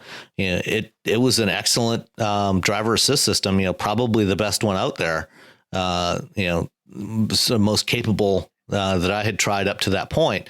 It was certainly not a self-driving car, as many people have described it. It's not autonomous, not even close, but it was an excellent driver assist system. But even our buddy Alex Roy, who's done lots of stuff with Tesla, done several cross-country runs with Teslas, using the AutoPilot, through most of the drive across the country. He hasn't even been able to get his hands on an AutoPilot 2 car yet. Yeah, and I think one of the things that makes this lawsuit more feasible is the way that the AutoPilot, first of all, the calling it AutoPilot, which it's been pointed out. I'm not the first one to point that out.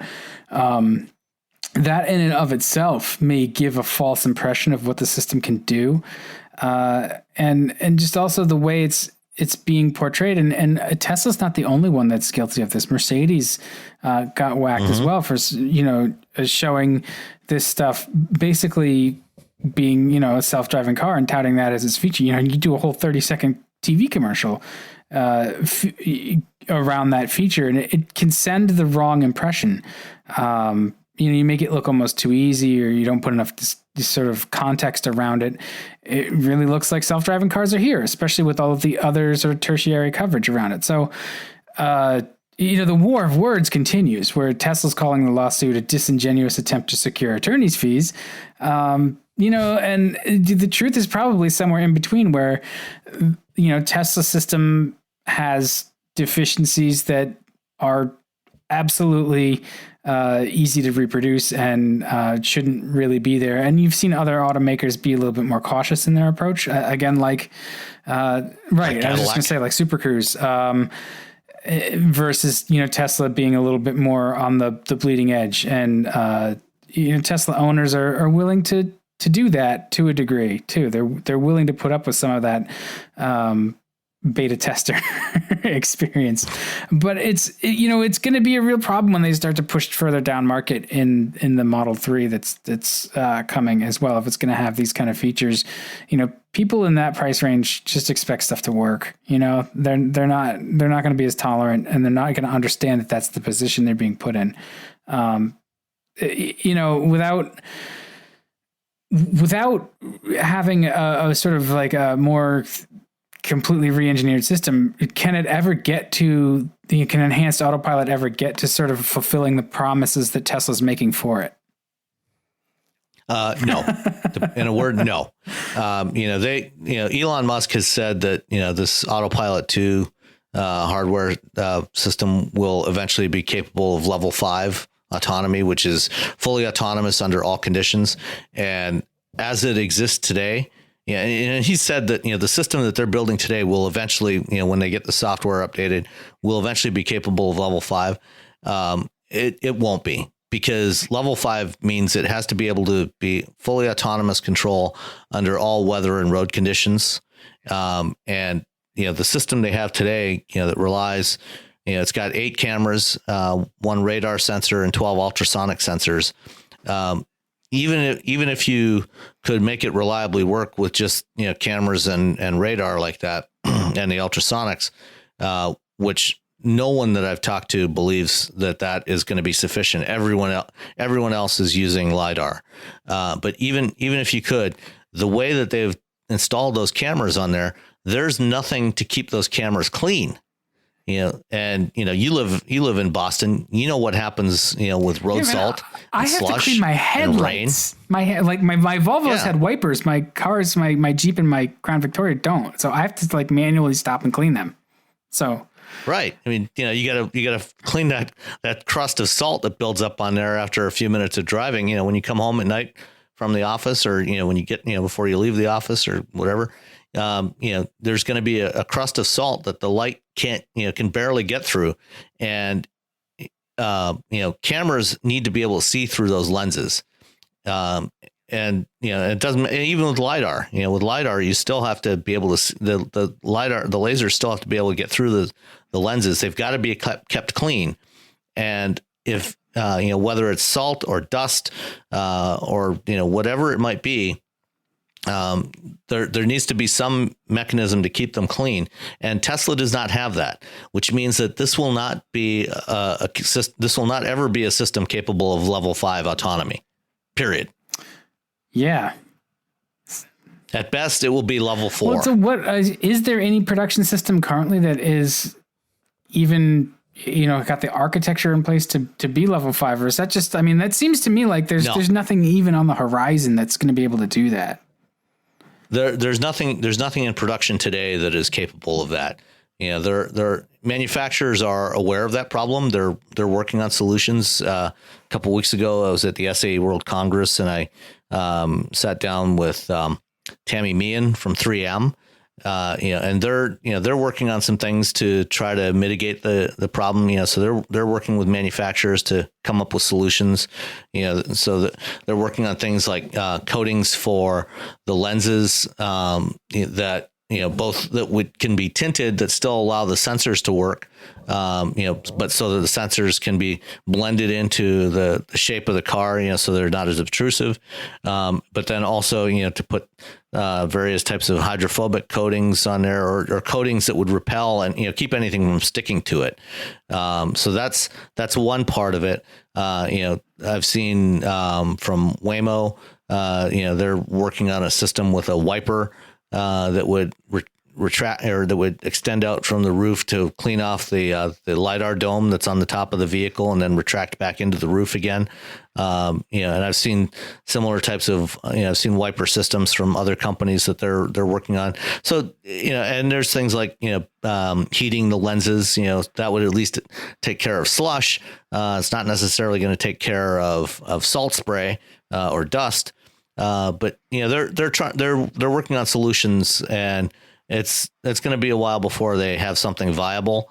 But everybody knows that that's something they're going to have to incorporate in these systems before they can really be called autonomous. Yeah. And Apple, is jumping back in, apparently, according to some of the news too. So it's going to continue to be an exciting period of time for us to see how driving is going to evolve, and they're going to take the control away from us and give it to the robot overlords. And at that point, perhaps I've chosen the right pill, red or blue. I don't know. We'll see.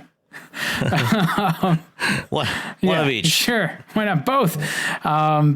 We got an email question that we can wrap up the show with. Yeah, we got an email, and we've also gotten a couple of tweets in the time that we've been recording this that we can touch on as well. Right. So let's start with the email question. Okay. Which was from Isaac, asking, and thanks for Isaac for listening, and I'm glad you're enjoying the show. And he's got a question. He's got a Dodge Dart. Basically, his question relates to turbocharged engines. So he's got a 2013 Dodge Dart with the multi-air turbo, which is the Fiat 1.4 liter turbo 4-cylinder and a 6-speed manual. And he said he likes everything about the car except the drivetrain.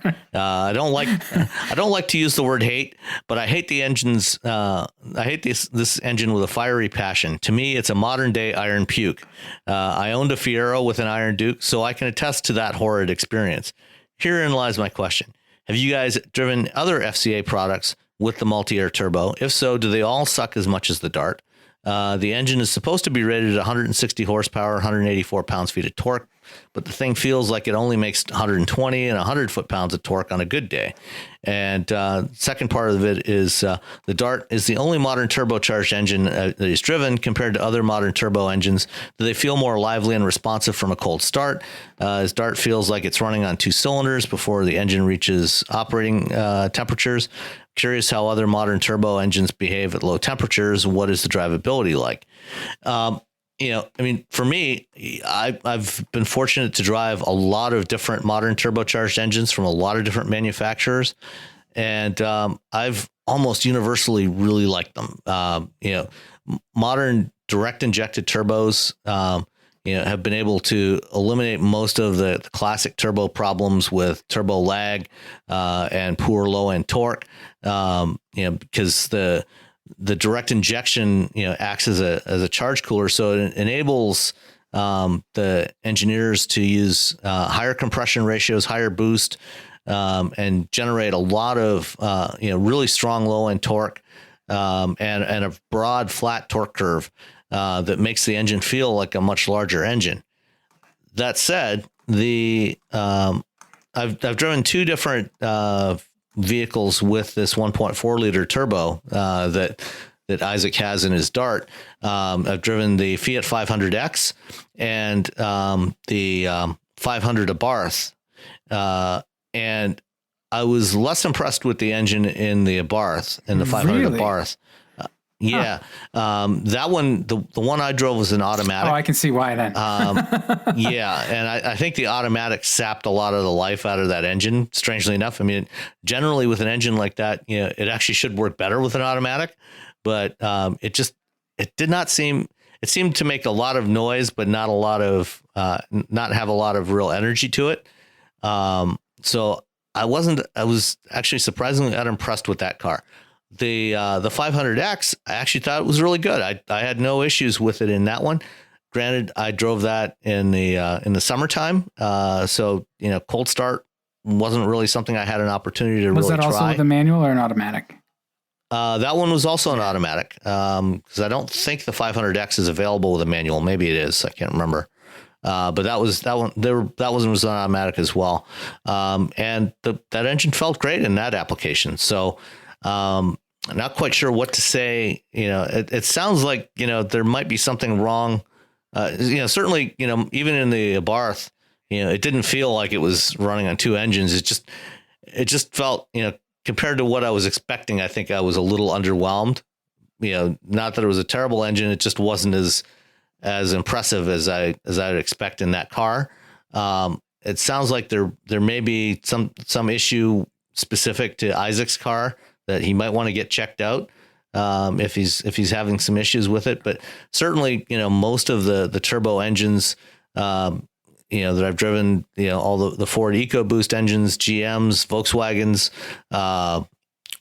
and other brands with similar modern turbocharged engines, including the Honda Civic that my wife and I just bought on Monday.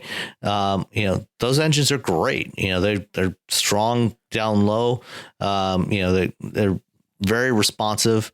And I've not experienced, what Isaac is talking about at all. And the Hyundais are another good example. The Hyundai and Kia turbo engines are also another excellent example. I mean, I think that Honda, the new Civic turbo engine is really, really good, to the point where I didn't realize it was a turbo engine, even with a manual.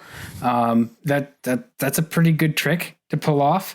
With an engine that small with a turbocharger on it. While we were talking, I looked up the dyno plot of the 1.4 liter turbo engine. So there's a couple of things working against you. Even though the modern turbo engines do generally get rid of turbo lag, not this one. It's not bad, you know. It's still got a pretty healthy amount of boost.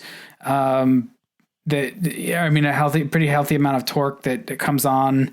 You know, you're pretty much all in by 3,000 RPM ish. But that's a lot of, like, when you consider stuff like the Mini 2-liter 4-cylinder, or even their 1.5 liter 3-cylinder. Those are like all in with their torque by like 1,600 or, you know, even to 1,200 RPM, depending on which engine you're talking about. So this looks like it's got a bit of significant turbo lag for the modern idiom, and it almost looks peaky too. It looks like it drops off pretty precipitously around 4,500 RPM. It starts to tail down till you're down. You know, when you wind it out to 6,500 RPM, you're down to just about 120 pound-feet of torque. So it's got a little bit of turbo lag and it's peaky. So that's going to make it less than impressive. You know, it'll pull really, really hard for a short amount of time. And depending on how well it's matched to its gearing, that's either going to feel really exciting or kind of disappointing. And with the turbo lag, it's going to feel soft on a launch.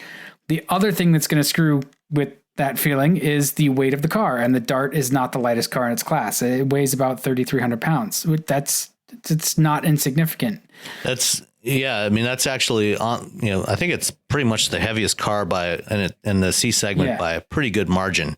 And, you know, when I drove a Dart a couple of years ago, I drove the one with the 2.4 liter normally aspirated 4-cylinder, the so-called Tiger Shark, which is a very, very overrated name. It's kind of like the old Willys, like the Go Devil Flathead 4, and the old Jeeps. It was like it was the not Go Devil. And you know, it was a decent car, but you know, that engine struggled a bit in there as well. Yeah, I mean, honestly, I think that if you're looking at these specs, these are numbers that remind me of my 1990 Volvo 740 Turbo. It's dead on in terms of weight. It weighs as much as that car did.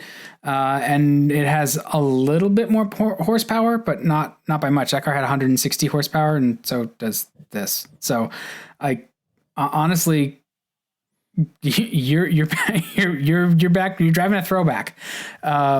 You know, in terms of like cold weather performance and stuff, honestly, the turbo should do better just because the air is more dense. You should let it warm up before you beat the hell out of it. But in a cold environment, it should actually feel stronger. So I don't know. I'm not sure either. There's something wrong, or you got that sort of mismatched Dart thing going on, which is part of the reason why it kind of stiffed in the marketplace. You know, it looked good on paper, and then we all kind of drove it, and we kind of walked away going, you know, it's not doing it. There's some high points to the Dart. You know, it is a little bigger. It's comfy. It's, you know, it looks good, but when you go to trade it, drive a bunch of other stuff. Drive like the Fiesta and Focus STs and see what you think. Or drive a GTI. And those are really good examples of turbocharged cars. Check out the Cruze and the Hyundai Elantra and the Kia Rio. Or not the Rio. Try everything. Basically drive everything. The Forte, the Kia Forte. The Forte is really, really good. The last one I drove was excellent. Yeah. You can get the Forte, I think, in like SX trim, which is a little sportier. The Forte with the it's a 1.6 liter turbo. 1.6 that's liter. The same engine that's in the Tucson. 200 horsepower. That's a good engine. And that's a great combination. That's one of my favorite of the compact hatchbacks. All right. So, and don't forget the Civic too. The Civic is excellent. To me, that's a high point for the class, but you know, there's enough choice out there, and everybody's going to turbochargers, so you shouldn't have a problem seeing what the sort of the lay of the land is. Even from 2013, if you bought in 2013, there's been sort of a bloom of turbos across the auto landscape in the ensuing years. So, and going forward, you're going to have a hard time finding something that isn't a downsized turbo anyway. Yeah, which I both love and kind of despise at the same time. So, all right. Couple of Twitter questions. We had Lansdale Arch and Harold Combs both asked about the the VW diesels, which I think we talked about at the beginning when I was talking about the Cruze. That at the beginning of the show, so wind it back. Yep. I honestly, I don't think there's any reason you should avoid them. And if the cars were yeah, I mean, if you can get one, I think that the biggest issue is just going to be able to get your hands on one. And if you haven't already, given a deposit to a dealer that's got one, chances are you probably won't get one. I think the other question that was asked was why can they offer them for sale for 2015s? I think because if they were never offered for sale right there, it's still on their MSO. I don't know exactly how it works, but yeah, I mean they're still new cars. There were cars that were either in dealer inventory or at the port in September 2015 when the stop sale was ordered on these vehicles. And they've now, the 2015 models had a new engine, a different engine from the 2009 through 2014 engines. It was the EA288, which is a newer generation of diesel engine from Volkswagen. And it already had a urea injection system on there. They had abandoned the lean NOx trap on those. So they were able to get a fix for those that was approved by EPA and CARB. And that's being applied before these cars are sold. And like I say, if you can find a dealer that has one, go for it. But I think you're probably too late at this point. All right. And what were the other questions? And then the last one was also from Harold, asking about what are the challenges to getting hydrogen infrastructure going to make fuel cells a reality. It's the classic chicken and the egg. Nobody wants to spend $1 million a pop to install a hydrogen station, when there's no hydrogen vehicles, and it's hard to sell hydrogen vehicles when you don't have any hydrogen stations to fuel them with. There's about 30 now in California, more going in, and they should be up to 40 by the end of this year. I think, one of the things I've written about over the last year or so is that I think, one of the potential applications, there's a couple of potential applications where hydrogen actually makes a lot of sense, hydrogen fuel cells. One is for long haul trucking, which Toyota, just made an announcement today about the work they're doing on tractor trailers, long haul tractor trailers powered by their fuel cell system. And that's an application where, the fuel cells are well suited to that sort of use. Basically, continuous, steady state driving on the highway for long distances. You can put a good sized hydrogen tank on there. It'll get you a lot more range than you're going to get from any battery from Tesla for that type of application. Tesla's idea of a battery powered tractor trailer, I think, is DOA. But it can work for trucks, and you can have some hydrogen filling stations, along the main corridors, cross country corridors, to service those vehicles. But the other application where it could work in the longer term is for some of the autonomous urban mobility services that we've talked about a bit in the past. If you've got autonomous vehicles doing ride hailing service around a city, those vehicles are operating in a limited geographic area. They're owned by fleets. And if you've got, several thousand of those vehicles in a city, they could easily be serviced by, a handful of stations strategically placed around the city. You don't need, in a typical big city, you might have hundreds of gas stations in the city. You could service, an autonomous fleet like that with, 4 or 5 stations around the city. And the advantage that they have over battery electric vehicles, for that kind of application for ride hailing, you want, those vehicles available all the time. You want maximum utilization of those vehicles. And if they have to sit around for 4 or 5 hours every day to charge, or even a couple of hours, that really hits the bottom line for that type of usage. And with fuel cells, they can pop in once a day for 5 minutes and be back on their way, without wasting a lot of time, and, be back in service.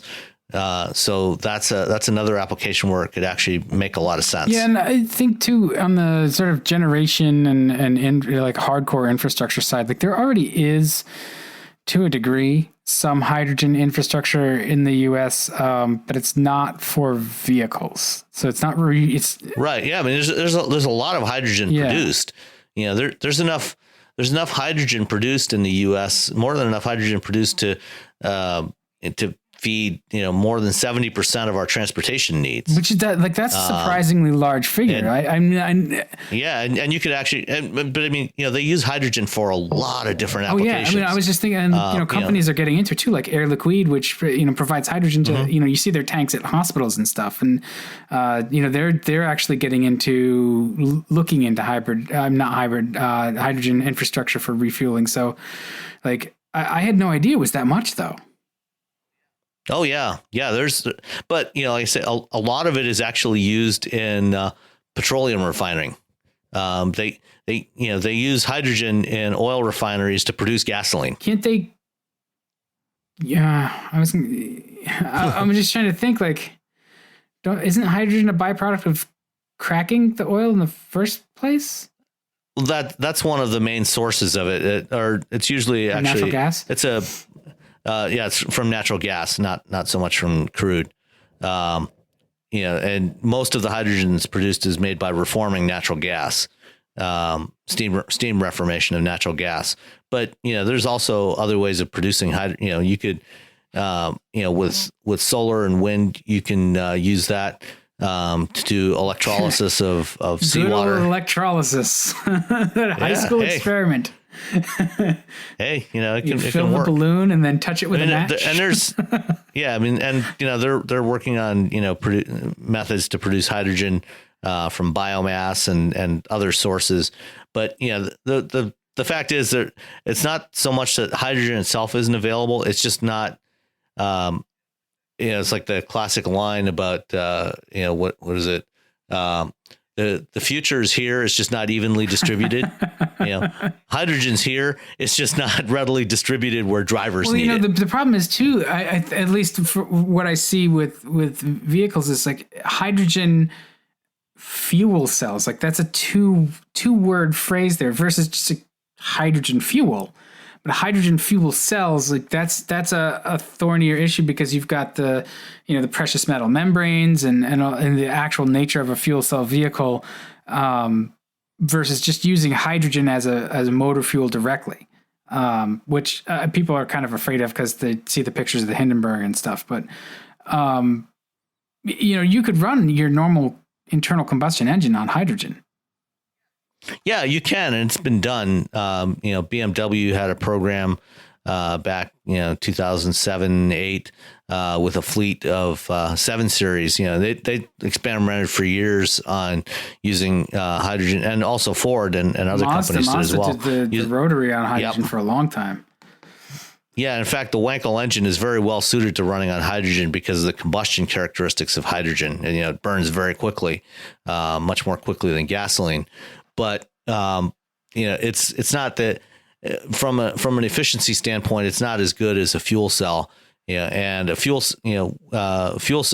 using hydrogen in a fuel cell is more efficient, and it really is a zero emissions. All you're producing is water vapor from the car, from the fuel cell. The life cycle of a hydrogen fuel, yes. Yeah, I mean, well to wheels emissions, the full life cycle emissions of, hydrogen from producing hydrogen to fuel cells obviously varies on what your source of hydrogen is, but it's still better than for petroleum. Right, and I guess that's, if it's coming from natural gas like that too, it's probably not terrible. And it's it's not that it doesn't exist. It's not like we're doing something entirely new. Right. It's about half of the emissions of, using natural gas directly as a fuel or using petroleum, through gasoline or diesel, as a liquid fuel. So you got about half of the greenhouse gas emissions if you're using it to produce hydrogen and then use it as in a fuel cell. So it's just, I guess to get back to the question too, it's not here because it's just not here. It could be here pretty easily is what it sounds like as a fuel. Yeah. I mean, it's just a matter of, there needs to be enough demand for the fuel, through having cars on the road, in order to justify the investment in installing stations. And then once you have more stations, then more people are going to be willing to buy the cars, which will help bring down the price of the cars as you scale up production. So, Toyota is selling the Mirai. They've been doing that for about a year now in California, and I think also in Oregon, maybe it's just California. Honda in December launched their latest generation Clarity fuel cell. Hyundai's been leasing a fuel cell powered Tucson for a couple of years now, and they've got a next generation one coming next year. And in fact, the Genesis GV80 concept that they showed in New York last week is actually a fuel cell plug-in hybrid that's what was the powertrain that was listed on the spec sheet. It's a concept, which means it probably has a golf cart motor in it just to move it around. It's whatever you want it to have. A typical most concepts, usually have a golf cart motor, just enough power to actually roll it out onto the stand. But nonetheless, BMW is planning to launch a fuel cell vehicle around 2020, 2021. Working with Toyota. They have a partnership with Toyota. GM and Honda have a collaboration on fuel cell development, and they announced several months ago that they're going to start. They're putting in fuel cell production facility in GM's Brownstown Township plant, where they also build batteries. So that there's still plenty of activity with fuel cells, and I think when we find the best applications for it, we'll start to see some more infrastructure going in. So the future is not going to be tied to a single fuel. We're going to see a few different types of technologies, which we've talked about that before in pretty much every iteration of our podcast. Just going back here. So yeah, and that's actually a good thing. Having avoiding another monoculture. We've had a petroleum monoculture for over 100 years. And I think it's probably a good idea to avoid, having a monoculture again, because it gives us some flexibility, to find the right solutions for each application. All right. And with that, we should apply ourselves to ending the podcast. All right. So, thanks everybody for listening. This has been episode 21, and we'll catch you next week. All right. Good night.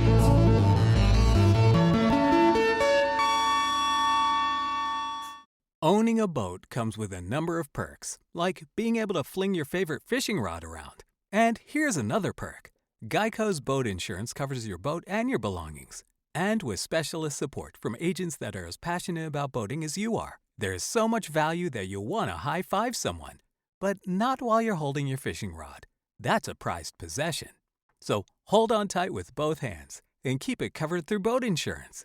Get more with Geico.